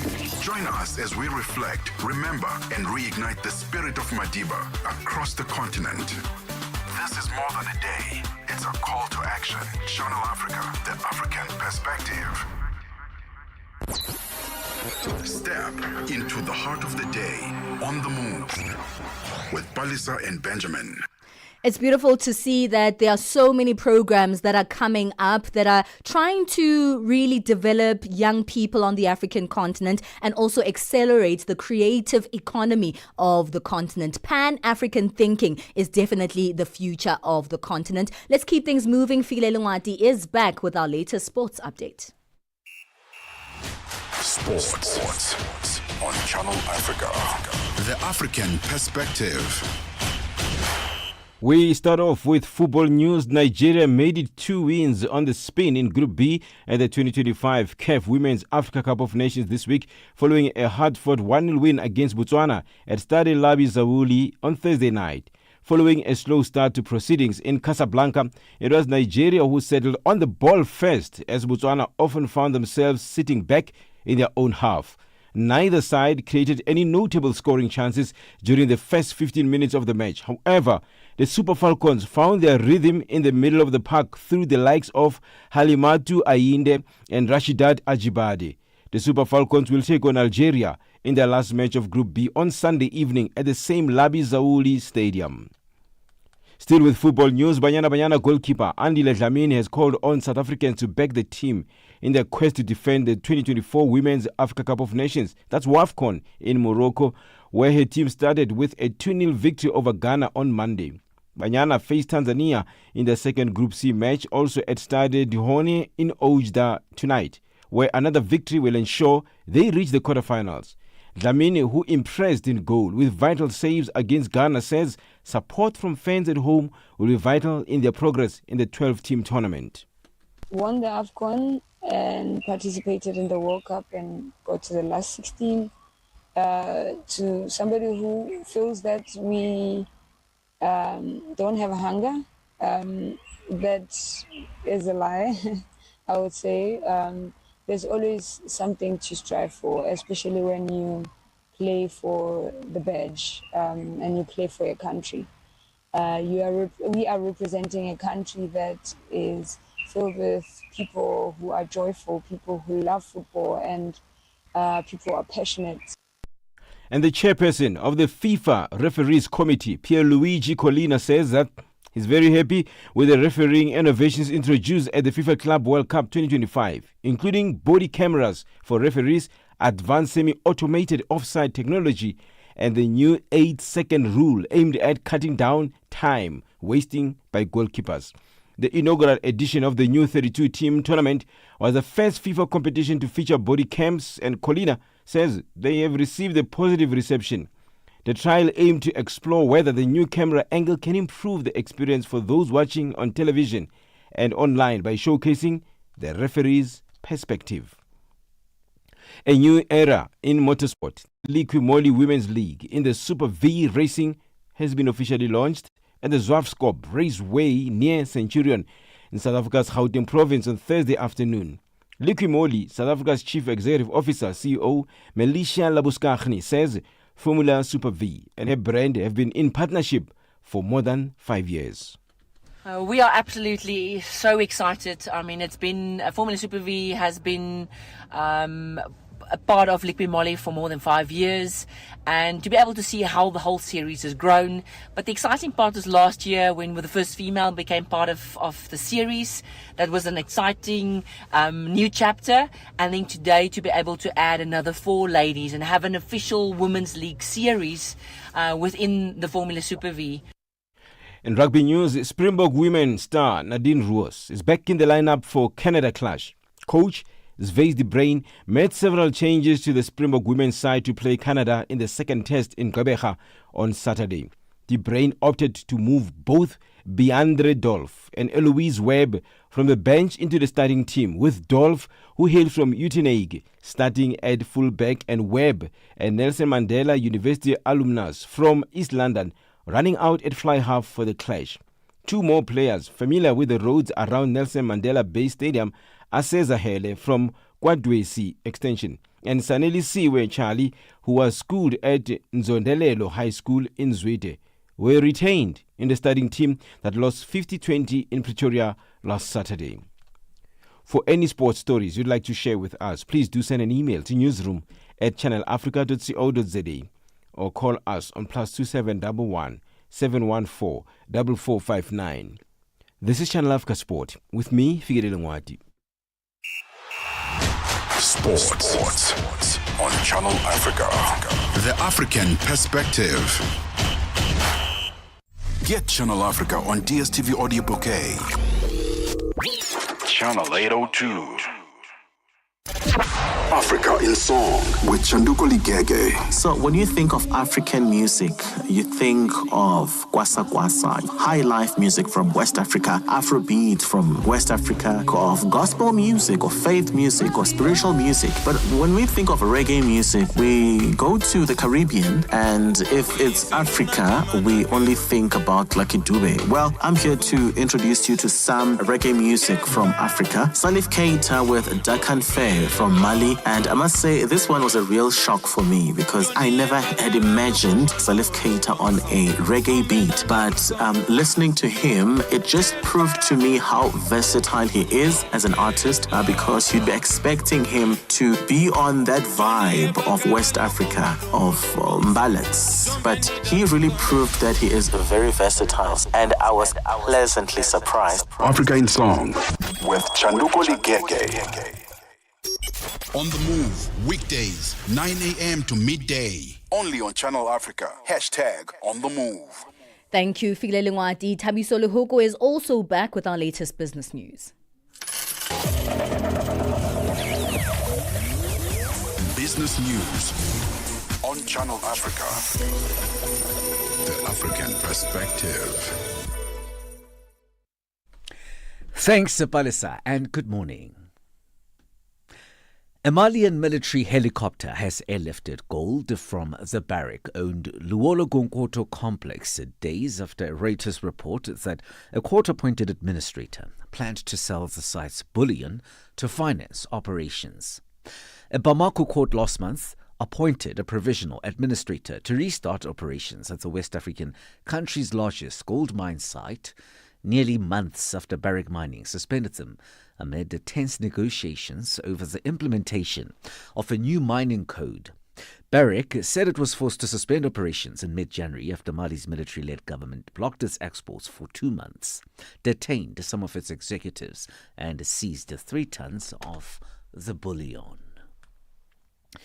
South Africa's Electricity Minister, Dr. Hussein Ramokgopa, has outlined his department's priority of electrifying households that still remain without power 31 years into the country's democratic dispensation.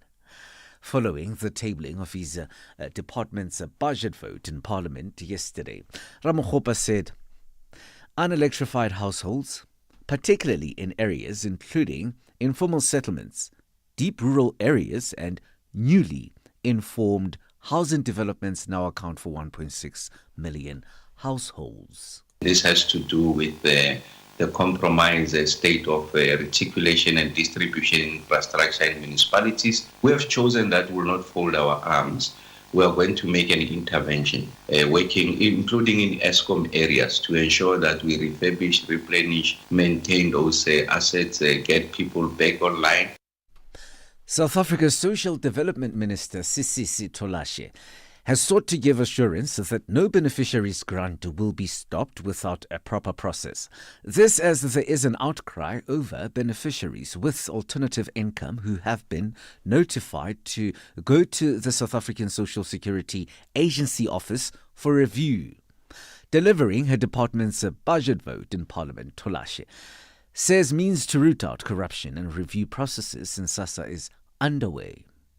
This, she says, has already yielded a saving of over $56 million.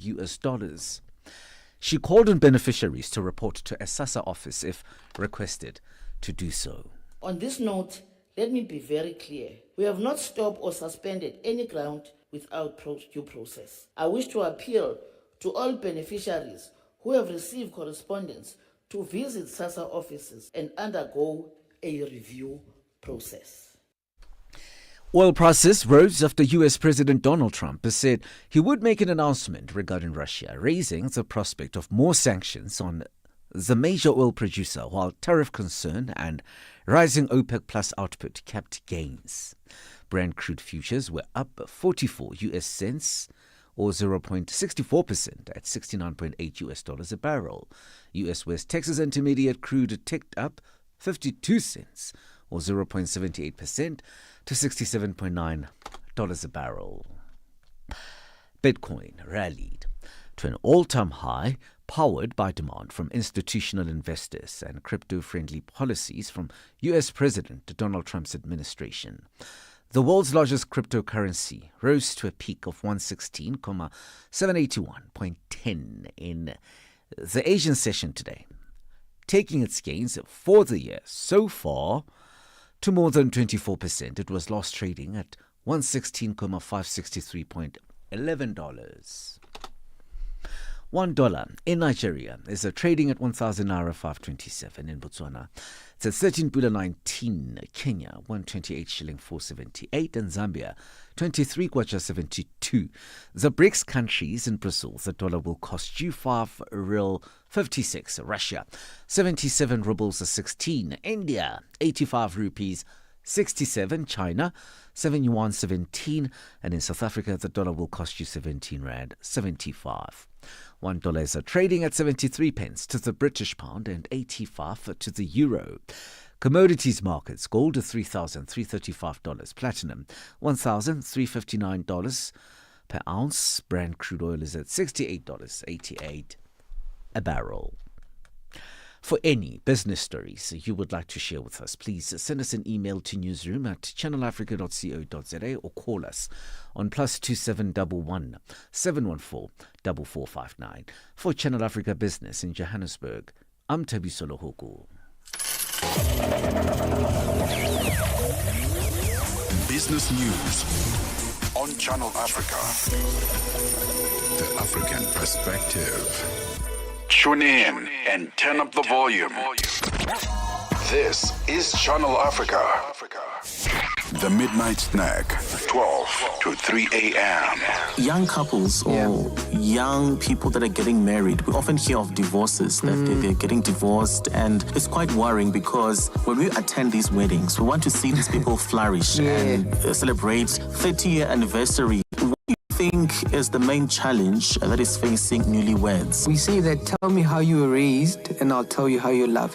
So when we see people getting married, that's not where the relationship actually starts. The relationship starts with how you were raised, what you were familiar with, because we are attracted to what we are familiar with. If you don't have a background where love was prominent, where love was authentic, it's going to be very difficult for you to manufacture that in later life. So our upbringing has something to do with it. The Midnight Snack, every Monday, 12 to 3 a.m. with Chanduko Ligege. SABC Sport brings you Chasing the Sun, a powerful 5-part documentary series about the Springboks, telling the rousing tale of their path to redemption and ultimate World Cup glory in 2019. Starting on the 13th of July at 7:30 p.m. on SABC2, tune in every Sunday for the highs, the heartache, and the heroics that made rugby history. Stream each chapter on SABC Plus anytime, anywhere. No subscription needed. Don't miss Chasing the Sun this Sunday at 7:30 p.m. on SABC2. Be there when history shines. This Mandela Month, we honor his belief that education is the most powerful weapon to change the world. Education is one of the most important weapons in a country. Catch us on DSTV Bouquet 802.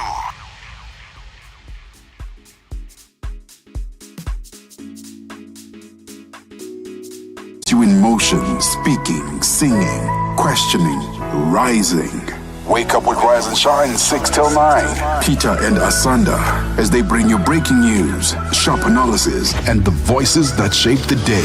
At mid-morning, we get on the move with Palesa and Benjamin, digging into the African lifestyle, people, and the things that make Africa smile. 12 till 1, Africa Update with Lulu Kabu, getting in-depth, powerful stories, and the perspective you won't hear anywhere else. The Upside, 1 till 4, live and real, with Tebogo Lepoleni and Matseko Musito. Tamengubene talks money, Africa in business, 4 till 5 p.m. 5 till 6, we put on a little bit more color. Vue d'Afrique, with Joël Muteba. We go to East and Central Africa and find Darubinia Africa with I Am Shakif. Madapiri gives us some life. Zochitika, 7 till 8 p.m. Maria Mokumalo comes in 8 till 9. We get some useful knowledge. Kalodiscopia, 9 till 10. We take a look in Africa and beyond. Africa World Hour with Sipiso Makwetla. And we close it up with some love. The Hotlines with Shailen Dikumana, 10 till 12 p.m. on Channel Africa. Across borders, across time zones, on air, online. This is Channel Africa. Africa has a voice, and that voice is Channel Africa. It keeps you in motion, speaking, singing, questioning, rising.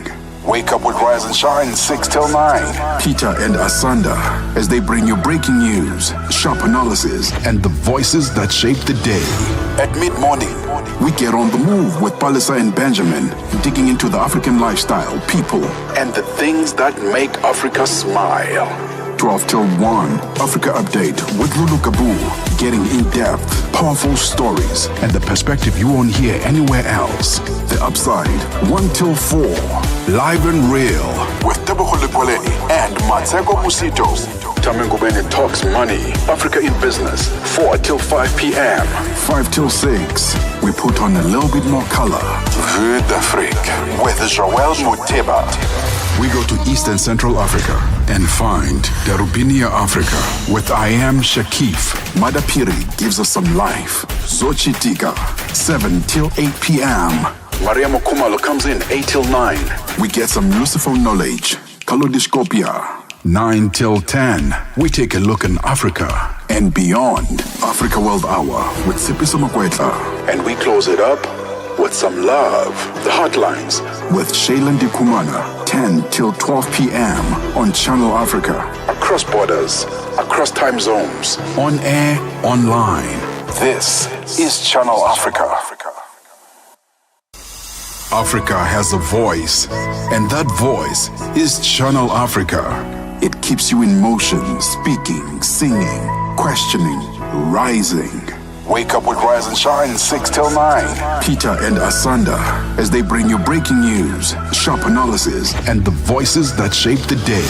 At mid-morning, we get on the move with Palesa and Benjamin. We're definitely feeling that Friday mood here on Channel Africa. Well, it's time for our Friday music quiz. And if you were here last week, you heard Ben give us a little bit of a tantrum about his questions not being easy enough. I'm bitter on this one. Yeah, I know you are quite bitter, but let's hope this will be the redemption day.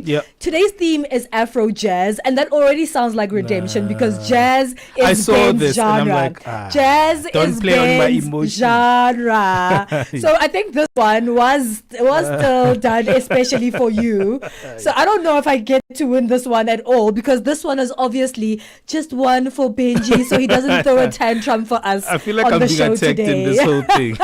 This whole thing is it's becoming a pain attack. Just making sure that you're not throwing your toys out the cot today. I saw it today and I rolled my eyes, literally. I'm like, oh, the girls are doing this. We just want to make sure you don't throw your toys out the studio today and we don't have to babysit you. I'm rolling my eyes, this Q&A thing. So who's starting today? Are you starting or am I? You are starting. Okay. So we're going to get the buzzers ready. Is everything ready, guys? Okay, let's go.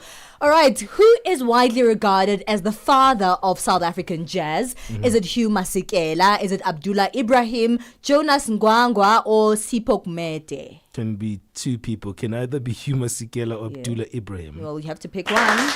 Now wait. Which one? Hang on, guys, there by the buzzer. We don't have an answer yet. Relax. Which one is the... Now they're just giving him yeses for anything. Okay, relax. I don't know, but I'll go with Hugh Masekela because he's the most prominent jazz player in South Africa. Is that one correct or incorrect?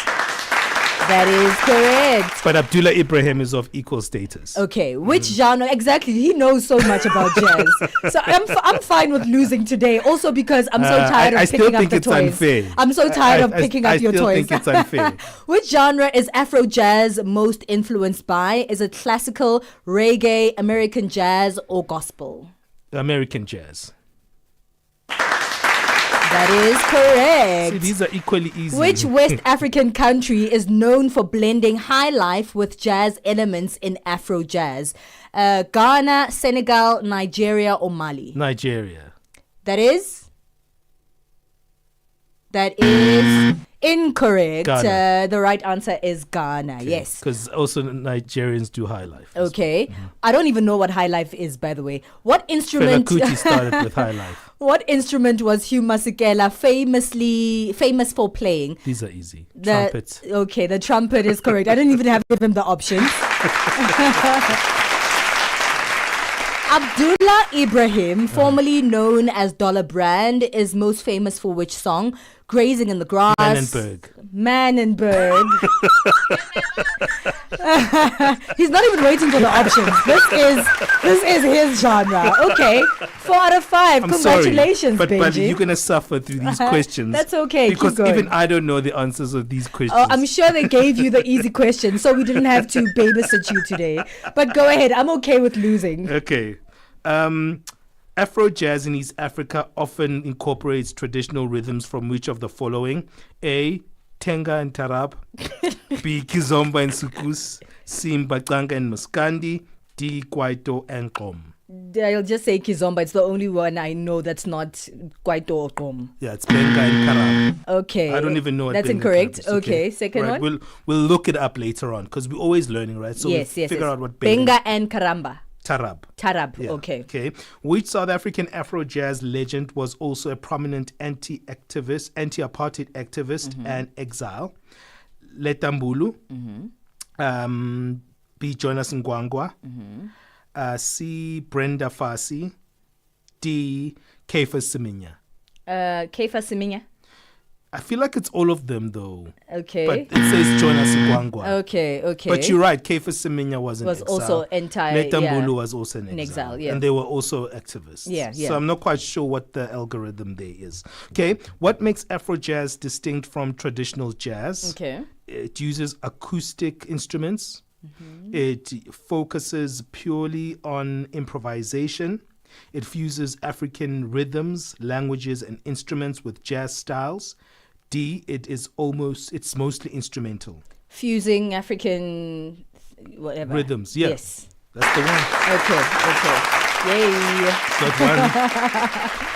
Okay, which Nigerian musician is known for Afrobeat and also contributed to the Afro jazz scene? Is it Fela Kuti? Is it King Sunny Ade? Is it Cien Kuti? Yeah. Is it Tony Allen? Okay, you already mentioned this earlier when you were answering my question, so I'll say it's Fela Kuti. Yeah, it is Fela Kuti. Because you said he pioneered, what is that sound that you were speaking about? Afrobeats, yeah. Okay, which female artist is considered a pioneer in the South African Afro jazz scene? Miriam Makeba, Thandiswa Mazwai, Simpiwe Dana, Judith Sipuma. Oh, I'll say Thandiswa Mazwai. Pioneer. Okay, Miriam Makeba. It's fine. I still got it wrong. Okay. Pioneer is what I actually missed out on. Missed Pioneer. Okay, I got 2 out of 5. Yeah. Well, congratulations, Benjamin. I'm happy again. Yay! We have him back. No, but you guys tricked me no, into there's no this one. you guys, by the way. You and I are both on this side. We are independent. And Selena gives us so you can't make it a girls versus boys thing. I never know what the answers are. We get them at the same time. We never know what, you and I are doing this quiz together. There is no girls versus boys. There is no Selena and I, because Selena is the producer and both you and I are the presenters. Okay, my apologies. Thank you, Ben. It's 10:53 Central Africa time. Let's take a break. We are up. We are ready. We are on the move with Palesa and Benjamin Moshatama on Channel Africa. Call us on +27 63 406 9126. I can see my whole world changing. And contribute to the conversation.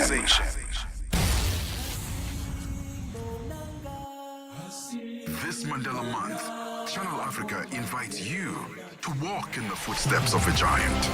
From the prison yard of Robben Island to the halls of the United Nations, Nelson Mandela's legacy reminds us that service, compassion, and justice are the building blocks of real freedom.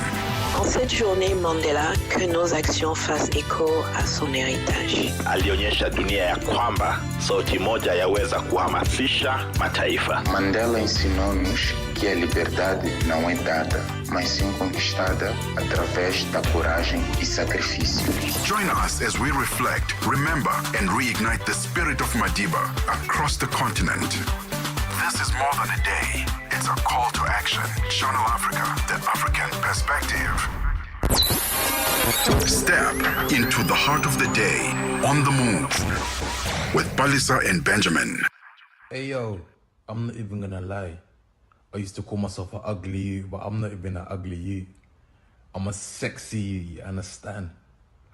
Gal all over the globe wanna up me, you understand? Girls in my crib, zero Snapchat, zero Instagram posting. Fuck up the vibe, my dick start falling like London. The languages that unite 1 billion people.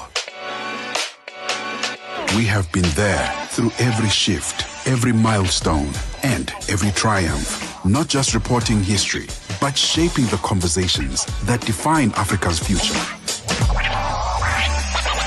For brands, media planning, and advertisers, Channel Africa is more than just a platform. It's an opportunity. With 25 compelling shows covering current affairs, sports, business, music, and lifestyle, we deliver an engaging Pan-African audience ready to connect, invest, and act. Multi-award winning, internationally recognized, digitally accessible across the globe. When Africa speaks, the world listens, and Channel Africa makes sure of it. For business, for culture, for Africa, partner with Channel Africa because Africa's voice is the future. Africa is a story, a living, breathing, ever-evolving masterpiece. And for over 5 decades now, one voice has told it like no other. Channel Africa. More than just a broadcaster, Channel Africa is the pulse of the continent, African-led, African-run, and deeply rooted in its heritage. It's the only international station that speaks to Africa in its own voices: English, Kiswahili, Chinyanja, French, and Portuguese. The languages that unite 1 billion people.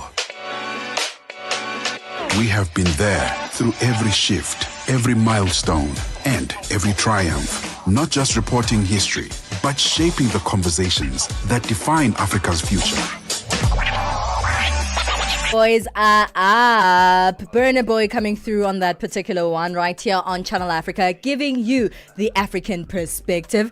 Ben won the quiz this week. I still think it like that. It's not rigged. You know why I think it's not rigged? Yeah. Because later on we're going to be having an Afro jazz artist, and I'm starting to see a little bit of a pattern where we have an artist in our profile of a particular genre, and we have that genre in our quiz. So I don't think this was rigged at all. Okay. But maybe you did get the easy questions. You guys need to pay close attention to our streaming platforms, okay? Yeah. Go on Facebook and go on our YouTube channel where we stream live. You should have seen how we celebrated Ben's victory this morning and how happy Selena and I were that he won this week after he threw us a colossal tantrum last week from the quiz. It was colossal. What a colossal tantrum. It was not miniature at all. Everybody, even my mom was like, wow. My mom was laughing at you. When I went to go see her that Friday, she was like, wow, Benjamin really threw a tantrum for you guys this week on that quiz. My mom, I called her a little bit later on. She's like, good quiz.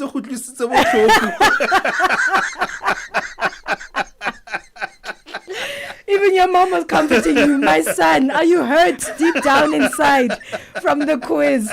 Yeah, no, last week you were not happy, Ben. No. You almost quit your job last week. You almost like, I don't even want to work here anymore. I'm not even doing this anymore. And I don't even care about the quiz. Let's wrap it up. Then I'm done. You had to make fun of me on social media. Yes. Using the same quiz of as course. a little joke on your social media platform. Of course I had to, because I mean, even my son doesn't throw tantrums of that magnitude. So I had to display your tantrum. I thought I wasn't competitive, but this thing is showing me that I'm and that's the thing. You always say, I'm not that competitive. Well, now you know. At least your almost 40s have shown you a new side of how competitive you really are. I always say I'm really competitive and I enjoy competition. Yeah. So I've always been upfront about that. Okay. You've always been, for me, everything is just fun. I don't like competition. Until last week in our quiz. So it's a good one. So what is that? 3.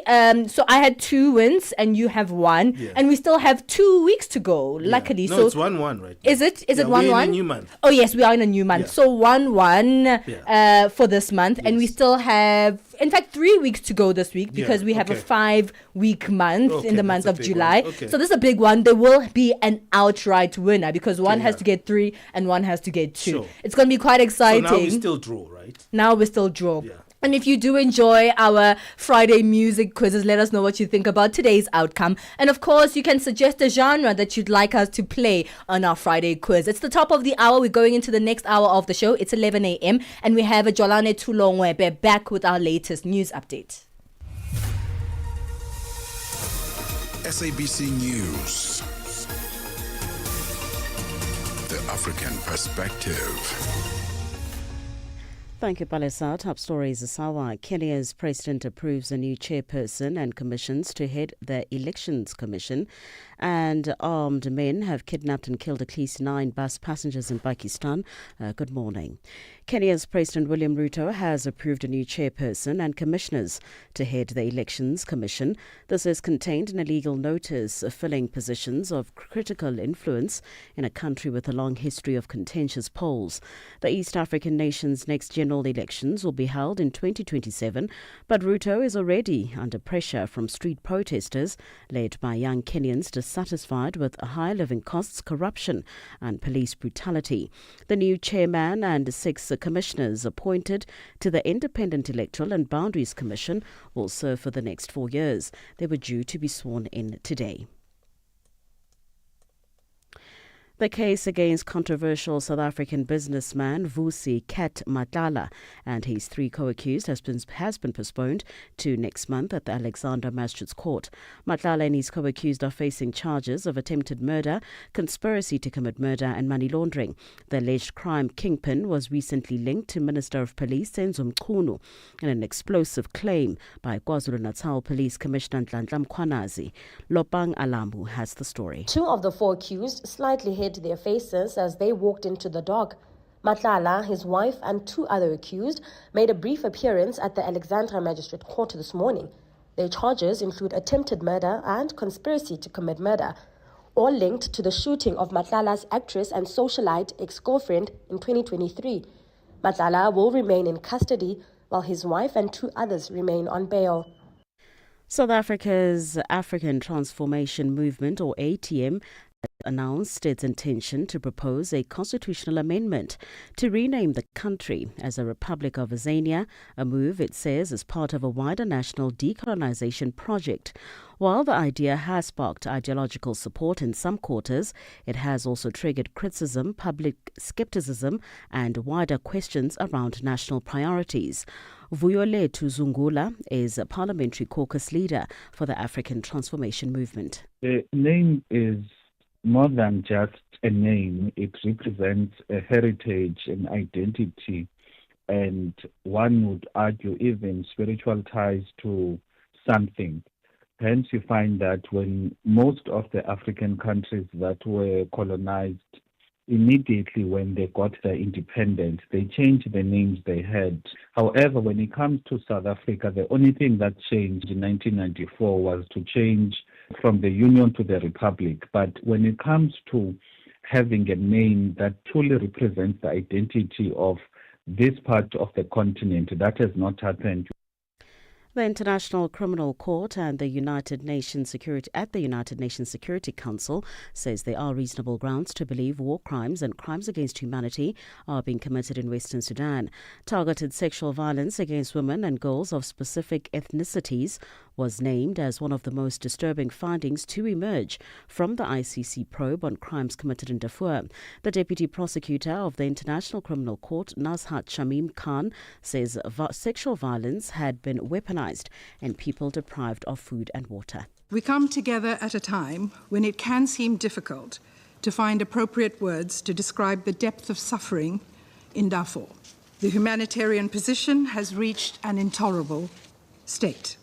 We have reasonable grounds to believe that war crimes and crimes against humanity have been and are continuing to be committed in Darfur. Officials in Pakistan say armed men have kidnapped and killed at least 9 bus passengers in the province of Balochistan. The authorities say the gunmen boarded 2 coaches bound for Punjab and abducted the victims. The BBC's Asde Mushiri has the story. Police say a group of armed men blocked a road on the border of the Lorelei and Zub districts and forced some of the passengers off, having checked their identity papers first. They then allowed the coaches to carry on. Balochistan is home to several separatist groups who accuse the central government of exploiting the province's natural resources. In April, the Baloch Liberation Army claimed another deadly attack, the hijacking of a train carrying hundreds of passengers, killing both civilians and military personnel. Though Pakistan's army are yet to comment on the attack, local reports suggest security teams are once again launching an operation in search of any possible hostages. Recapping the top story this hour, Kenya's President William Ruto has approved a new chairperson and commissioners to head the Elections Commission. For any news stories you would like to share with us, please do send an email to newsroom@channelafrica.co.za or call us on +27 11 714 4459. For Channel Africa News, I'm Jolani Tulo-Webe. SABC News. The African Perspective.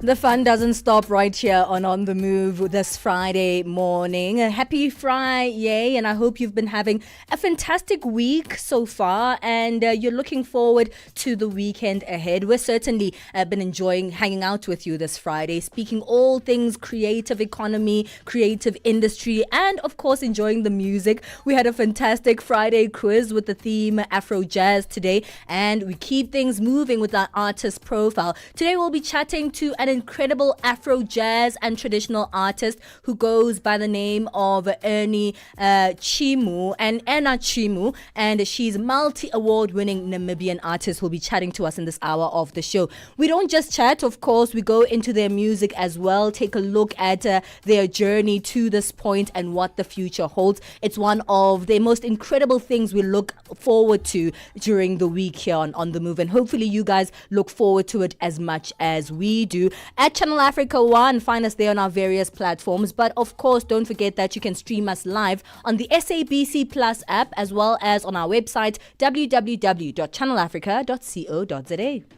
Hey, music is the theme of the hour. We're looking forward to some new music. We also have artists that are well known, but today we're discovering a wonderful artist. So that's always a great journey to take hold of as we venture into the creative industries here on the African continent. Well, we're going to be looking at an Afro jazz singer today who is going to be joining us in our conversation, and it's going to be a fun one. And definitely it's going to be one that is going to start us off for this wonderful upcoming weekend. We're going to be speaking to Anna Chimu, an award-winning Namibian Afro jazz and traditional artist whose voice and presence is very synonymous with the African sound. We'll find out more about also Namibia's music scene and also see how those particular influences really cross-pollinate in the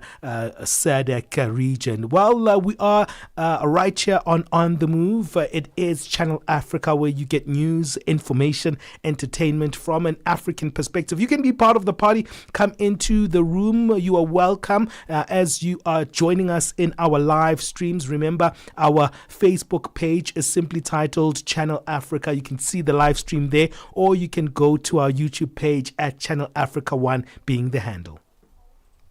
Africa Update on Channel Africa with Lulu Kabu. The situation in northern Mozambique's Cabo Delgado province continues to deteriorate, with fresh reports revealing a sharp rise in child abductions and mass displacements. What needs to be done to address the root causes of the conflict in your view? And especially just considering that resources are at the center of all of this. This has now been going on since the end of 2017 in terms of the armed conflict. But the underlying factors have been in play really for generations now in the Mozambican setting, and the socio-economic drivers which have provided space for exploitation by external forces and by radicalized internal elements are really keeping a pilot light under this conflict. And the Mozambican government has struggled both in terms of its hard security response, but also in terms of its soft security and its development response to address the key drivers in play. And so we are likely to see a continuation of this kind of conflict. Pierce Piju. Africa Update with Lulu Kabu, 12 to 1 p.m. Central African Time. It's 10 minutes past 11 Central Africa time. We're going into our music profile for this hour right here on The Move, and we'll be going to that in a couple of seconds. Let's take a break and we'll come back to check that out. Start your day right with Channel Africa Breakfast. That smells delicious. Live, 5 days a week. Mzansi, this is more than just a game, it's a celebration of history. 30 years ago, the Springboks united our nation with that iconic Rugby World Cup victory, and now the mighty Boks are back. Don't miss South Africa versus Italy in the 30th anniversary commemoration match this Saturday, 12th July at 4 p.m. Watch it live on SABC2 or stream it anywhere on the SABC Plus app. Download the SABC Plus app today on iOS, Android or your smart TV. Switch to stream, no subscription. SABC Sport, for the love of the game. Palesa and Benjamin fuel your day with fresh African perspective on Channel Africa.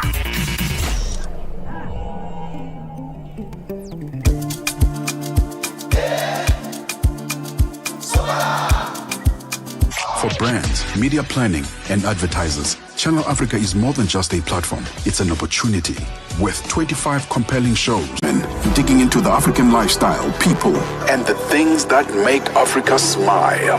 12 till 1, Africa Update with Lulu Kabu. Getting in-depth, powerful stories, and the perspective you won't hear anywhere else. The Upside, 1 till 4, live and real with Tebogo Lepoleni and Matseko Musito. Tamengubene talks money, Africa in business, 4 till 5 p.m. 5 till 6, we put on a little bit more color. Vue d'Afrique with Joël Muteba. We go to Eastern Central Africa and find Darubinia Africa with I Am Shakif. Madapiri gives us some life. Zochitika, 7 till 8 p.m. Maria Mokumalo comes in 8 till 9. We get some useful knowledge. Kalodiscopia. 9 till 10, we take a look in Africa and beyond. Africa World Hour with Sipiso Makwetla. And we close it up with some love. The Hotlines with Shailen Dikumana, 10 till 12 p.m. on Channel Africa. Across borders, across time zones, on air, online. This is Channel Africa. Africa has a voice, and that voice is Channel Africa. It keeps you in motion, speaking, singing, questioning, rising. Wake up with Rise and Shine 6 till 9. Peter and Asanda as they bring you breaking news, sharp analysis, and the voices that shape the day. At mid-morning, we get on the move with Palesa and Benjamin, digging into the African lifestyle, people, and the things that make Africa smile. 12 till 1, Africa Update with Lulu Kabu.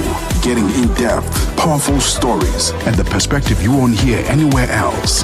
The Upside, 1 till 4, live and real with Tebogo Lepoleni and Matseko Musito. Tamengubene talks money, Africa in business, 4 till 5 p.m. 5 till 6, we put on a little bit more color. Vue d'Afrique with Joël Muteba.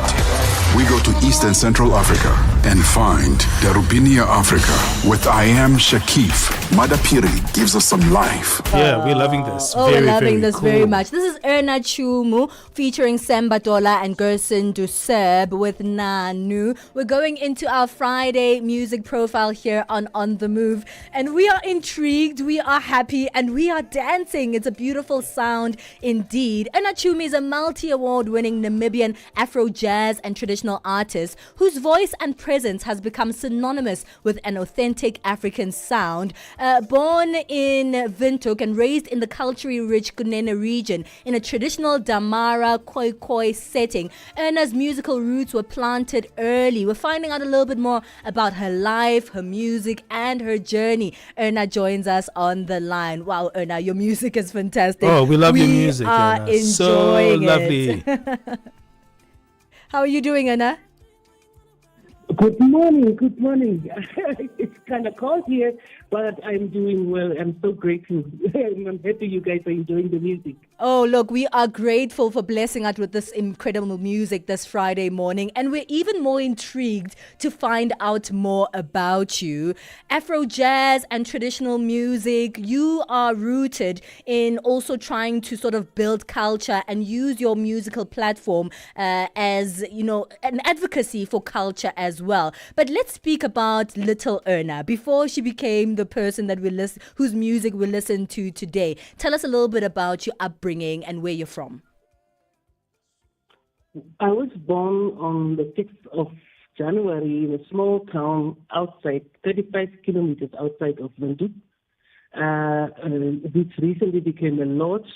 Grew up in a very rich Kwekwe setting in the deep Erongo, Damara setting. I'm coming from a musical family, so Erna Chumu is basically a singer, songwriter, composer of traditional and folk music. And as an artist, I'm deeply rooted in my rich and diverse cultural heritage. My sound is the fusion of traditional and Namibian rhythms and instruments blended with modern styles and influences. And from an early age, I was exposed to the diverse musical sounds of traditional communities. So that's the chanting melodies of the Kwekwe people and the beater sounds of the Sam people to the beats of the djembe. So it shaped my sound, which makes me so open to global inspirations.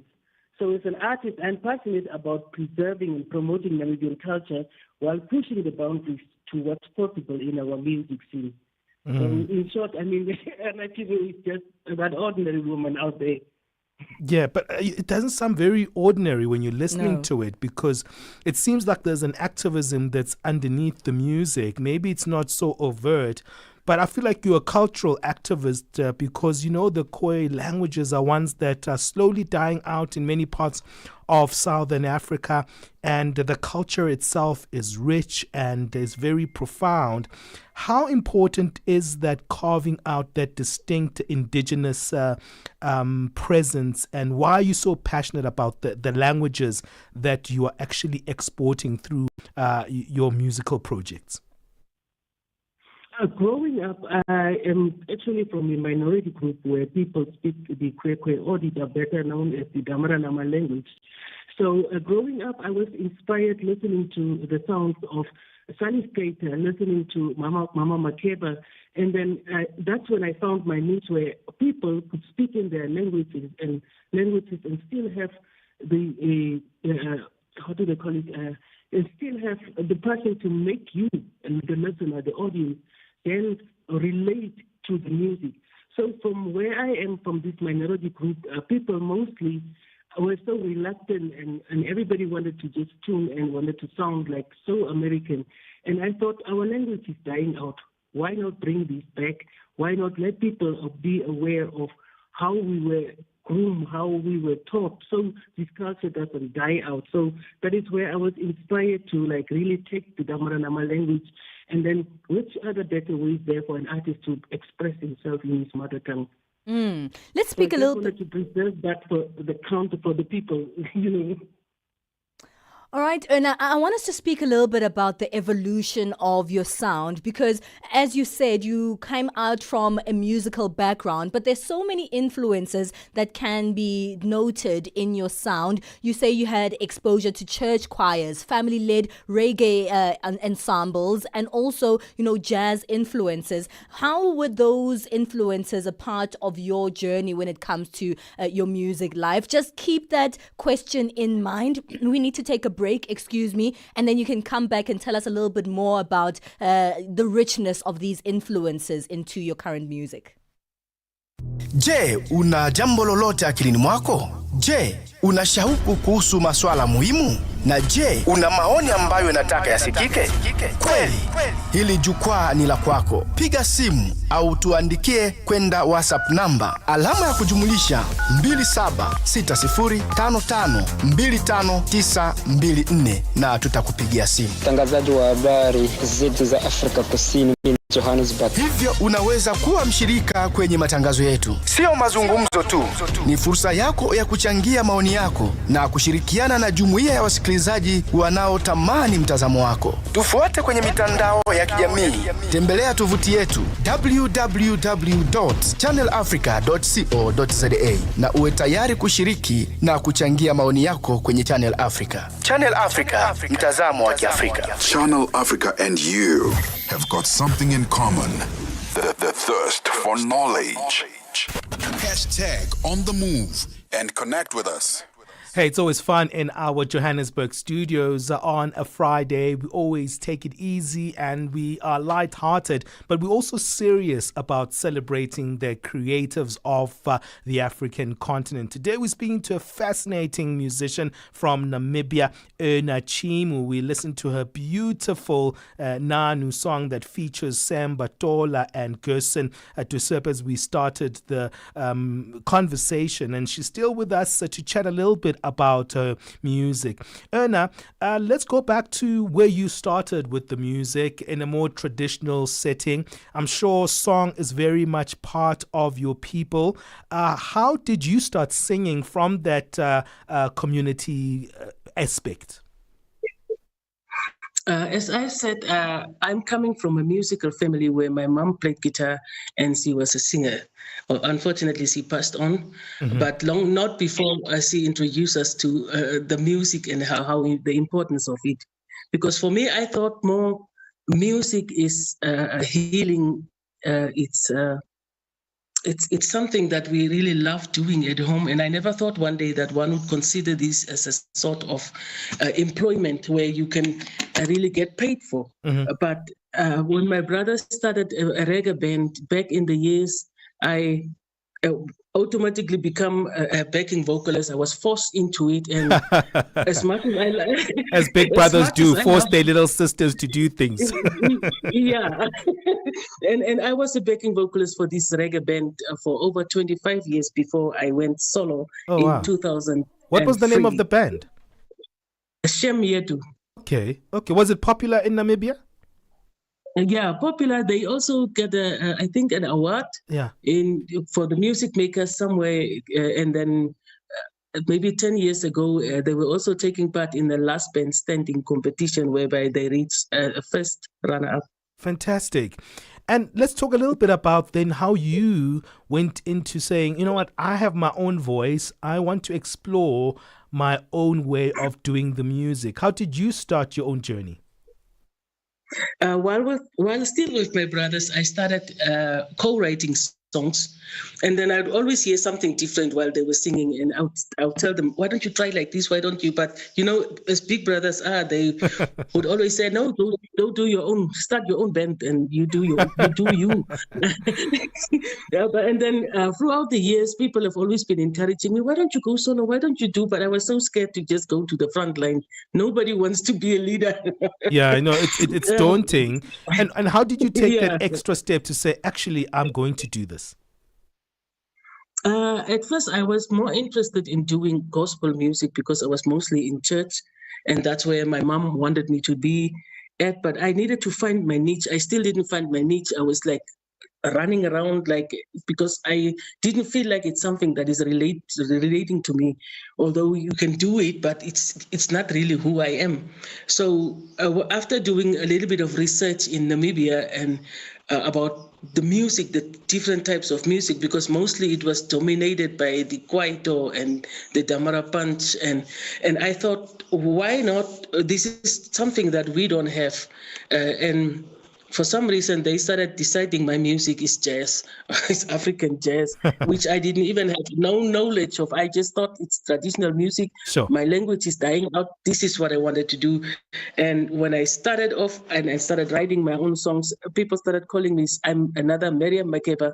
That lady that sounded like Miriam Makeba, that lady with the clicks, ooh, that lady.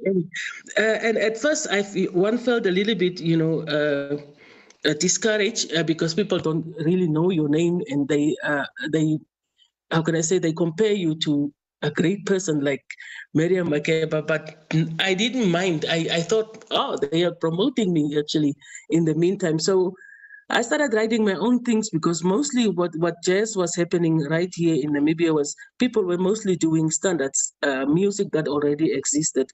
So, and when I come out, I stand out. I was different, and I was not even planning for that, but here I am today.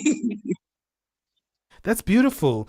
And how did you then start recording, and who did you start working with? Because your sound reminds me of the likes of Miriam Makeba. I thought of Cesaria Evora as well when I was listening to that song as well. Are those your type of influences?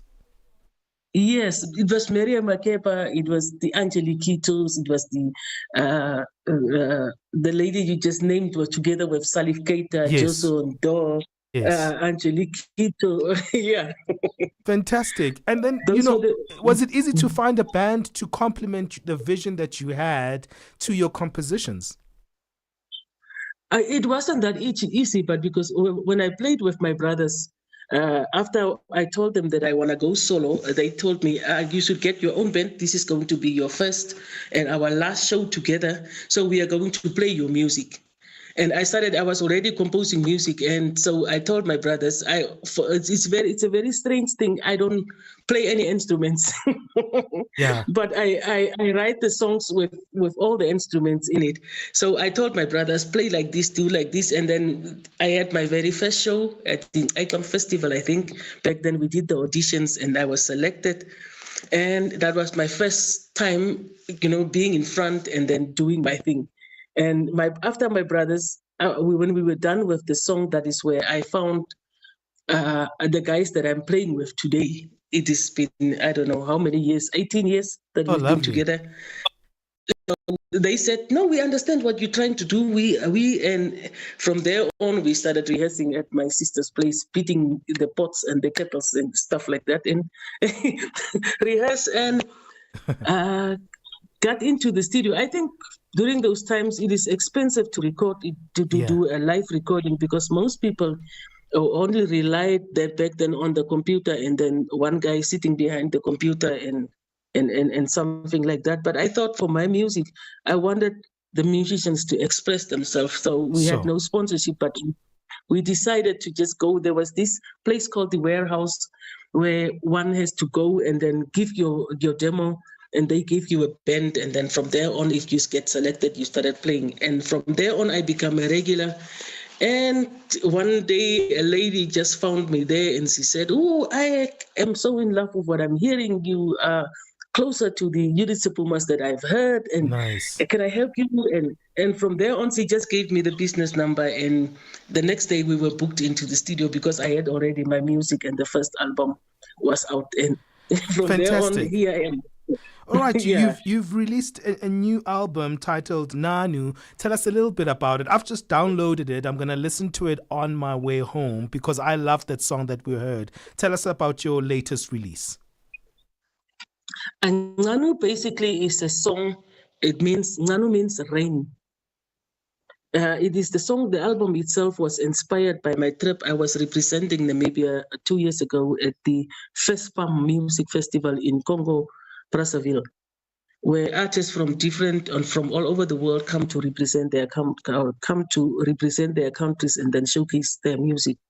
So I received so much love at a place called Kintele, where I got a nickname. They call me Mama Africa, the sound of Africa. And I thought after receiving so much love, and then there was the one a music player from Gambia, he played the bira, and we jammed actually on the song, and from there on, that's how Nganu was created.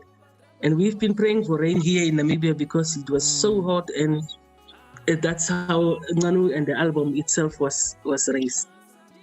Well, that's certainly incredible. And it sounds like there's so much more to see and discover from you and your music. Let us know where we can find you, where we can find the album and more of your music and your performances.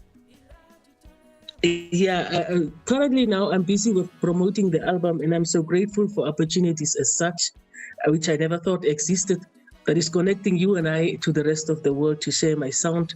The music is currently available on all social net outlets.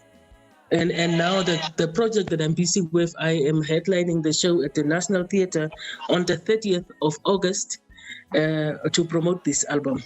That is incredible. Anna, thank you so much for your time. Your story is incredible. I love how you tell it. It always also brings forth a lot of memories for you as well. We really appreciate chatting to you this morning. Thank you so much for having me. That is Erna Chimu from Namibia, and her music really is fantastic. We are enjoying it here on The Move. This one in the background is titled Arusa Dubura. This is Erna Chimu featuring Setsin Wahengo. Zochitika, 7 till 8 p.m. Mariamo Kumalo comes in 8 till 9. We get some useful knowledge. Kalodiscopia. 9 till 10, we take a look in Africa and beyond. Africa World Hour with Sipiso Makwetla. And we close it up with some love. The Hotlines with Shailen Dikumana, 10 till 12 p.m. on Channel Africa. Across borders, across time zones, on air, online. Arusa Dubure featuring Setsin Wahengo. It's 11:31 Central Africa time. Figlele Ngwati is back with our latest sports. Sports on Channel Africa. The African perspective. Let's start off with the athletics. Olympic 100-meter champion Noah Lyles makes his European season debut in the 200-meter at the Diamond League meet in Monaco tonight. Lyles says he's back from a tendon injury with a body and is ready to run fast.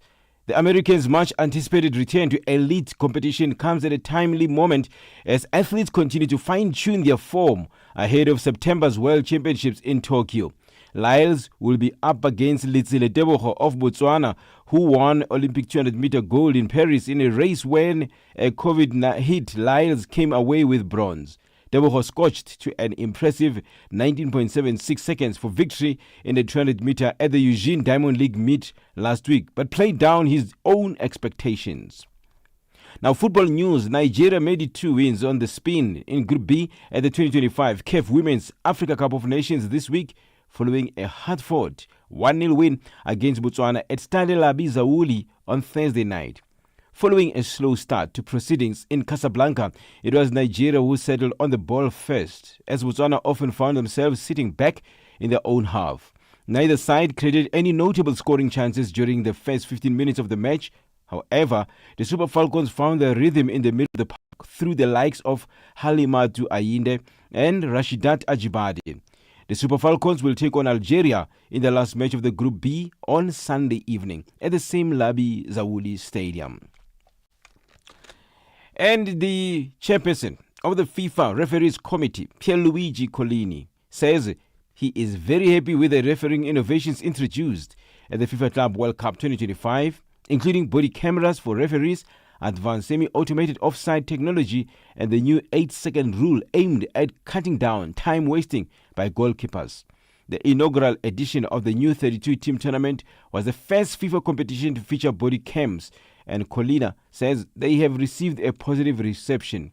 The trial aimed to explore whether the new camera angle can improve the experience for those watching on television and online by showcasing the referee's perspective. Banyana goalkeeper Andile Dlamini has called on South Africans to back the team in the quest to defend the 2024 Women's Africa Cup of Nations, WAFCON, in Morocco, where her team started with a 2-0 victory over Ghana on Monday. Banyana faced Tanzania in the second Group C match, also at Stadio Honi in Oujda tonight, where another victory will ensure they reach the quarterfinals. Dlamini, who impressed in goal with vital saves against Ghana, says support from friends at home will be vital in their progress in the 12-team tournament. Won the AFCON and participated in the World Cup and got to the last 16. To somebody who feels that we don't have hunger, that is a lie, I would say. There's always something to strive for, especially when you play for the badge and you play for your country. We are representing a country that is filled with people who are joyful, people who love football, and people who are passionate. Let's end with the rugby news. Springbok women's star Nadine Roos is back in the lineup for the Canada clash. Coach Svais de Bruin made several changes to the Springbok women's side to play Canada in the second test in Gqeberha on Saturday. De Bruin opted to move both Beandre Dolph and Eloise Webb from the bench into the starting team, with Dolph, who hailed from Uitenhage, starting at fullback, and Webb and Nelson Mandela University alumnus from East London running out at fly half for the clash. Two more players familiar with the roads around Nelson Mandela Bay Stadium are Cesar Hele from Gadwesi Extension and Sanelisiwe Charlie, who was schooled at Nzondelelo High School in Zwede, were retained in the starting team that lost 50-20 in Pretoria last Saturday. For any sports stories you'd like to share with us, please do send an email to newsroom@channelafrica.co.za or call us on +2711 714 4459. This is Channel Africa Sport with me, Figile Lingwati. Sports on Channel Africa. The African perspective. Zilipendwa na Abedi Jean de la Croix. Anaitwa Daniel Etienne Benson. Huyu alizaliwa mwaka 1997, ilikuwa Mei 14, na anajulikana kitaalamu kabisa kwa jina la muziki BNXN. Haya, ni mwanamuziki huyo, ni mwimbaji kutoka nchini Nigeria, mtunzi wa nyimbo na mtayarishaji wa record label. Ameshirikiana na Rema kwenye wimbo huu. Rema vile vile ni msanii kutoka huko nchini Nigeria. Zilipendwa kila Jumamosi kuanzia saa 12 kamili majira ya Afrika ya Kati hadi saa 1 kamili majira ya Afrika ya Kati. Benjamin Moshatama and Palesa on the move. 36 minutes past 11 o'clock Central African Time. It's time for us to move on to our business news with Tabiso Lehoko. Business news on Channel Africa. The African perspective. Thanks, Benjamin, and good morning. Malawi's President Lazarus Chakwera has commissioned the $100 million Palesa Malawi soya extraction and vegetable oil refinery plant in the commercial capital, Blantyre. This marks a turning point for Malawi's economic future. Tanzania-based Makresa Group Limited, which also operates in 9 other African countries, owns the plant. Chakwera said the plant is expected to reduce Malawi's reliance on imported cooking oil and ease pressure on the country's foreign exchange reserves.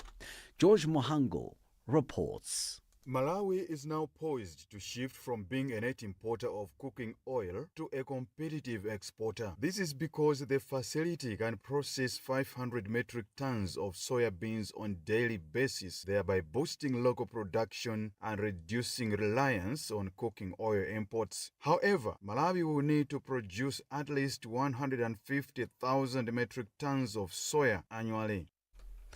South Africa's Electricity Minister, Dr. Hossein Soramokgopa, has outlined his department's priority of electrifying households that still remain without power 31 years into the country's democratic dispensation. Following the tabling of his budget's vote in Parliament yesterday, Ramokgopa said unelectrified households, particularly in areas including informal settlements, deep rural areas and newly formed housing developments, now account for 1.6 million households. This has to do with the compromised state of reticulation and distribution infrastructure in municipalities. We have chosen that we will not fold our arms. We are going to make an intervention, working including in ESCOM areas to ensure that we refurbish, replenish, maintain those assets, get people back online. A Malian military helicopter has airlifted gold from the Barrick-owned Luolo Gonkoto complex days after a Reuters report that a court-appointed administrator planned to sell the site's bullion to finance operations there. A Bamako court last month appointed a provisional administrator to restart operations at the West African country's largest gold mining site nearly 6 months after Barrick Mining suspended them amid tense negotiations over the implementation of a new mining code. Barrick said it was forced to suspend operations in mid-January after Mali's led government blocked its exports for 2 months, detained some of its executives and seized 3 tons of the bullion. Egypt's central bank has kept key interest rates unchanged on pausing a trend of rate reductions despite inflation rates easing. The bank's Monetary Policy Committee held the overnight deposit rate at 24% and the lending rate at 25%. Egypt's headline inflation dropped to 14.9% in June from 14.8% in May, after peaking at 38% in September 2023. Oil prices rose after U.S. President Donald Trump said he would make an announcement regarding Russia, raising the prospect of more sanctions on the major oil producer, while tariff concern and OPEC Plus output kept gains. Brent crude futures were up 44 U.S. cents, or 0.64% at $69.8 a barrel. U.S. West Texas Intermediate crude ticked up 52 cents or 0.78% to $67.9 a barrel. $1 in Nigeria is trading at 1,000 naira 527. In Botswana, it's at 13 pula 19. Kenya, 128 shilling 478. And Zambia, 23 kwacha 72. The BRICS countries in Brazil, the dollar there will cost you 5 real 56. Russia, 77 rubles 16. India, 85 rupees 67. China, 7 yuan 17. And in South Africa, the dollar will cost you 17 rand 75. $1 is trading at 73 pence to the British pound and 85 to the euro. Looking at commodities markets, gold is trading at $3,335 and platinum at $1,359 per ounce. Brent crude oil is at $68.88 a barrel. For any business stories you would like to share with us, please send us an email to newsroom@channelafrica.co.za or call us on +2711 714 4459. For Channel Africa Business in Johannesburg, I'm Thabisolo Hoko. Business news on Channel Africa. The African perspective. Ahoy, matey! Captain here to help, right, boys? Set sail with us on a digital voyage like no other. Channel Africa has a treasure trove of awesomeness. That is our website and social media pages. Tell me, why are you here? We want you to be part of our adventure. The winds are changing, Captain. And this time... Imagine a world where curiosity knows no bounds, where entertainment meets enlightenment, and where every click leads to the African perspective. Visit us on our website, www.channelafrica.co.za, or follow us on Instagram or on X at Channel Africa 1. Go on, like us on Facebook at Channel Africa 1. So, spread the word. Tell a friend that Channel Africa's online variety is what they need on the web. Channel Africa, the African perspective.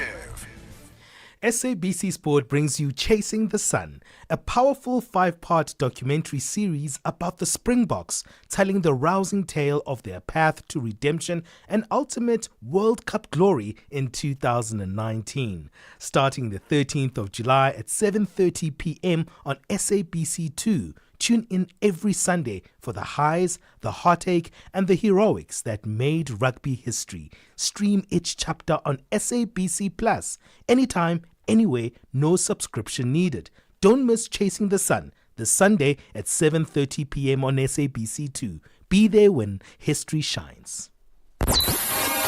Step into the heart of the day on the move with Palesa and Benjamin.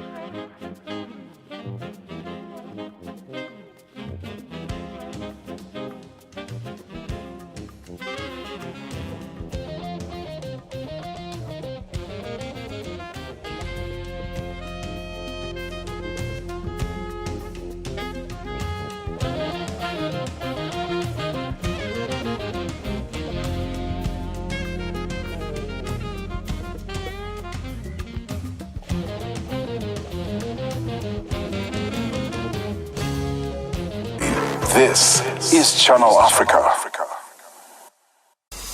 Africa has a voice, and that voice is Channel Africa. It keeps you in motion, speaking, singing, questioning, rising. Wake up with Rise and Shine 6 till 9. Peter and Asanda as they bring you breaking news, sharp analysis, and the voices that shape the day. At mid-morning, we get on the move with Palesa and Benjamin, digging into the African lifestyle, people, and the things that make Africa smile. 12 till 1, Africa Update with Lulu Kabu, getting in-depth, powerful stories, and the perspective you won't hear anywhere else. The Upside, 1 till 4, live and real, with Tebogo Lepoleni and Matseko Musito. Tamengo Bene talks money, Africa in business, 4 till 5 p.m. 5 till 6, we put on a little bit more color. Vue d'Afrique, with Joël Moteba.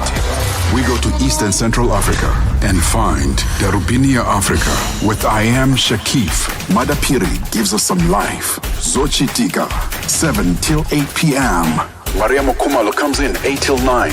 We get some Lucifer knowledge. Kalodiscopia, 9 till 10. We take a look in Africa and beyond. Africa World Hour with Sipiso Makwetla. And we close it up with some love. The Hotlines with Shailen Dikumana, 10 till 12 p.m. on Channel Africa. Across borders, across time zones, on air, online. This is Channel Africa. Africa has a voice, and that voice is Channel Africa. It keeps you in motion, speaking, singing, questioning, rising. Wake up with Rise and Shine 6 till 9. Peter and Asanda as they bring you breaking news, sharp analysis, and the voices that shape the day. At mid-morning, we get on the move with Palesa and Benjamin, digging into the African lifestyle, people, and the things that make Africa smile. 12 till 1, Africa Update with Lulu Kabu, getting in-depth, powerful stories, and the perspective you won't hear anywhere else. The Upside, 1 till 4, live and real, with Tebogo Lepoleni and Matseko Musito. Tamengo Bene talks money, Africa in business, 4 till 5 p.m. 5 till 6, we put on a little bit more color. Vue d'Afrique with Joël Moteba. We go to East and Central Africa and find Darubinia Africa with I Am Shakif. Madapiri gives us some life. Zochitika, 7 till 8 p.m. Maria Mokumalo comes in 8 till 9. We get some Lucifer knowledge. Kalodiscopia, 9 till 10. We take a look in Africa and beyond. Africa World Hour with Sipiso Makwetla. And we close it up with some love. The Hotlines with Shailen Dikumana, 10 till 12 p.m. on Channel Africa. Across borders, across time zones, on air, online.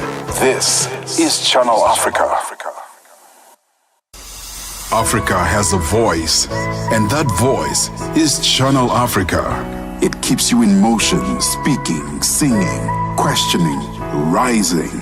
Wake up with Rise and Shine 6 till 9. Peter and Asanda as they bring you breaking news, sharp analysis, and the voices that shape the day.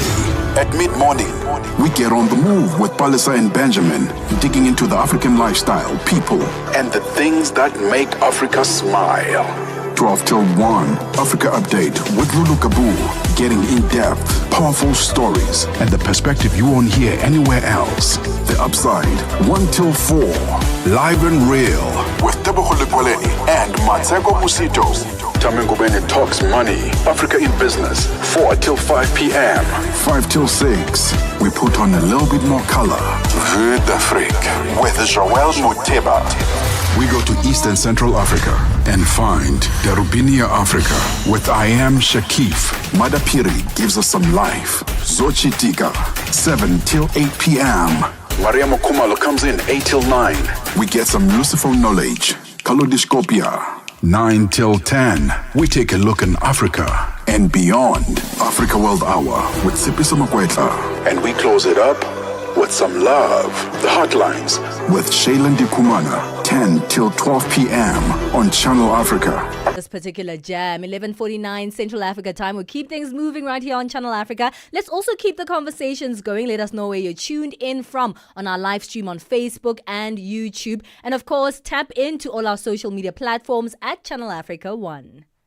Out and About with Puleng Mulibatsi. Me Patricia Delil with us talking about just the growth and the development that South Africa is experiencing in terms of the tourism sector, which is also one of the driving contributors to the growth of the South African economy. What would you say are factors that are driving the positive trajectory in South Africa's tourism sector, Minister? The whole value chain. And, I always get feedback to say that, South Africans are so friendly, the Ubuntu spirit. So our people are our biggest asset. And what we've also seen is that South Africa's value for money, and that we are eternally grateful for our African brothers and sisters. Because in 2023, we received 8.5 million visitors, and 6.5 came from the continent. Minister of Tourism, Patricia De Lille. Out and About comes to you every Saturday, 9 till 12 noon, Central African Time. The rhythm of Africa, the pulse of the continent. This is Channel Africa, the African perspective.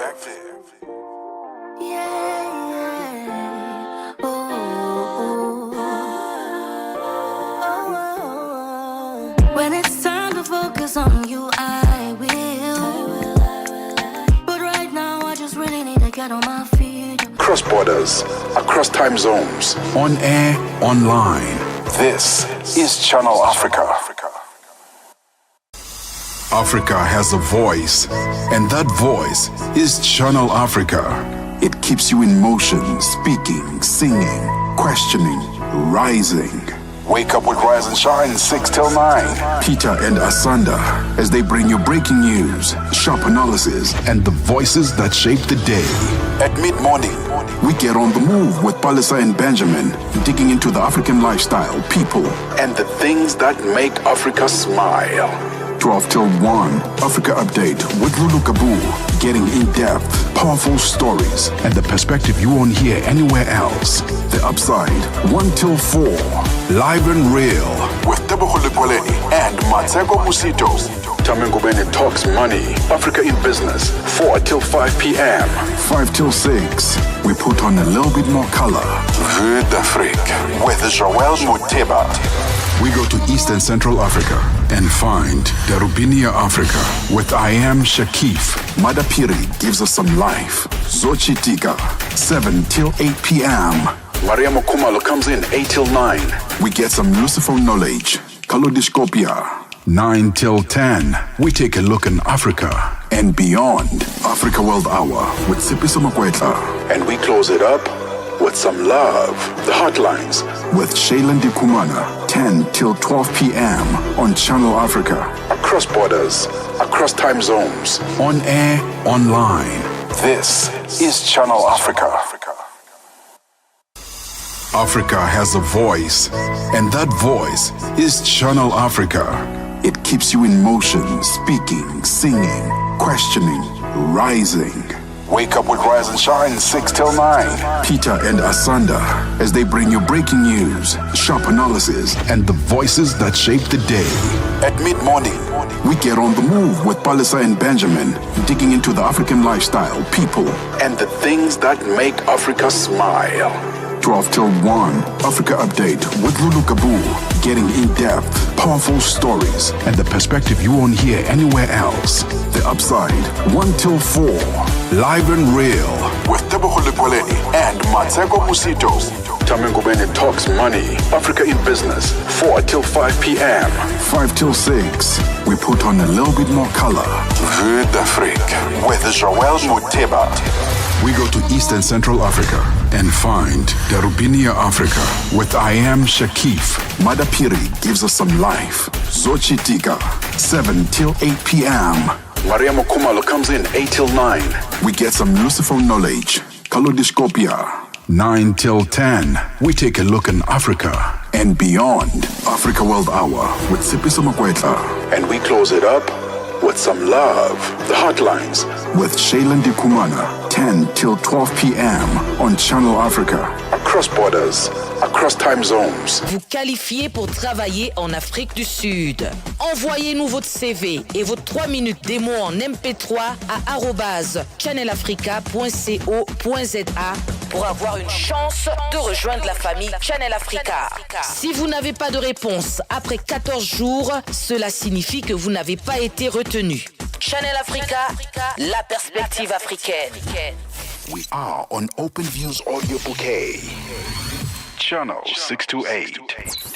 9 to 12 midday, Central African time. On the move with Palesa and Benjamin Moshatama. It has been a week here on The Move. But before we say goodbye, Lulu is here to let us know what's coming up on today's Africa Update. How are you doing, Lulu? I'm good, thanks. And you? It's a happy Friday. Happy isn't Friday. Yay. It has been a week. Yes, it has been yeah. a week. A lot has happened. Ooh, and, a lot. Yeah, interesting times. Okay, we're going to be speaking to our correspondent in Nigeria, Jonathan James Liam-Gon. Nigerians are facing growing hurdles in obtaining visas in some countries, the US being one of them, the UK also being one of them. So we're going to unpack exactly why there are issues. Overstaying is a challenge that has been highlighted, poor documentation also being highlighted. So Jonathan will unpack this for us with regards to how and if it can be rectified and resolved, especially with Nigerians traveling all the time, all over the world. And then also we're going to be focusing on South Africa's judiciary. They're concerned over the allegations that we all heard the KwaZulu-Natal province Lieutenant General Nhlanhla Mkhwanazi, that's the commissioner, with the accusations that he's made, the allegations that he's put out into the public domain. We're going to be speaking there to Judge President Kagni Musi, and we'll unpack exactly what this means and how the judiciary is getting involved in that aspect and calling for Mkhwanazi to basically, bring out evidence, so to speak, and just explain and go into detail as to exactly how all of this has unfolded. So all that and more coming up on Africa Update today. Thank you, Lulu. We'll be looking forward to hearing what's going on the continent and in the world. Have yourself a fantastic weekend, Africans. Stay right here on Channel Africa, where you get your news, your views, and your daily dose of entertainment. This is where the African perspective lives and breathes. Have yourself a great weekend from the On The Move team. Goodbye and God bless. On air, online. This is Channel Africa. Africa has a voice, and that voice is Channel Africa. It keeps you in motion, speaking, singing, questioning, rising. Wake up with Rise and Shine 6 till 9. Peter and Asanda as they bring you breaking news, sharp analysis, and the voices that shape the day. At mid-morning, we get on the move with Palesa and Benjamin, digging into the African lifestyle, people, and the things that make Africa smile. 12 till 1, Africa Update with Lulu Kabu, getting in-depth, powerful stories, and the perspective you won't hear anywhere else. The Upside, 1 till 4, Live and Real with Tebogo Lekweleni and Matseko Musito. Tamengubeni talks money, Africa in business, 4 till 5 p.m. 5 till 6, we put on a little bit more color. Vue d'Afrique with Joël Moteba. We go to East and Central Africa and find Darubinia Africa with I Am Shakif. Madapiri gives us some life. Zochitika, 7 till 8 p.m. Mariamo Kumalo comes in 8 till 9. We get some Lucifer knowledge. Kalodiscopia, 9 till 10. We take a look in Africa and beyond. Africa World Hour with Sipiso Makwetla. And we close it up with some love. The Hotlines with Shailen Dikumana, 10 till 12 p.m. on Channel Africa. Across borders, across time zones, on air, online. This is Channel Africa. Africa has a voice, and that voice is Channel Africa. It keeps you in motion, speaking, singing, questioning, rising. Wake up with Rise and Shine, 6 till 9. Peter and Asanda, as they bring you breaking news, sharp analysis, and the voices that shape the day. At mid-morning, we get on the move with Palesa and Benjamin, digging into the African lifestyle, people, and the things that make Africa smile. 12 till 1, Africa Update with Lulu Kabu, getting in-depth, powerful stories, and the perspective you won't hear anywhere else. The Upside, 1 till 4, Live and Real with Tebogo Lekweleni and Matseko Musito. Tamengubeni talks money, Africa in business, 4 till 5 p.m. 5 till 6, we put on a little bit more color. Vue d'Afrique with Joël Moteba. We go to East and Central Africa and find Darubinia Africa with I Am Shakif. Madapiri gives us some life. Zochitika, 7 till 8 p.m. Mariamo Kumalo comes in 8 till 9. We get some Lucifer knowledge. Kalodiscopia, 9 till 10. We take a look in Africa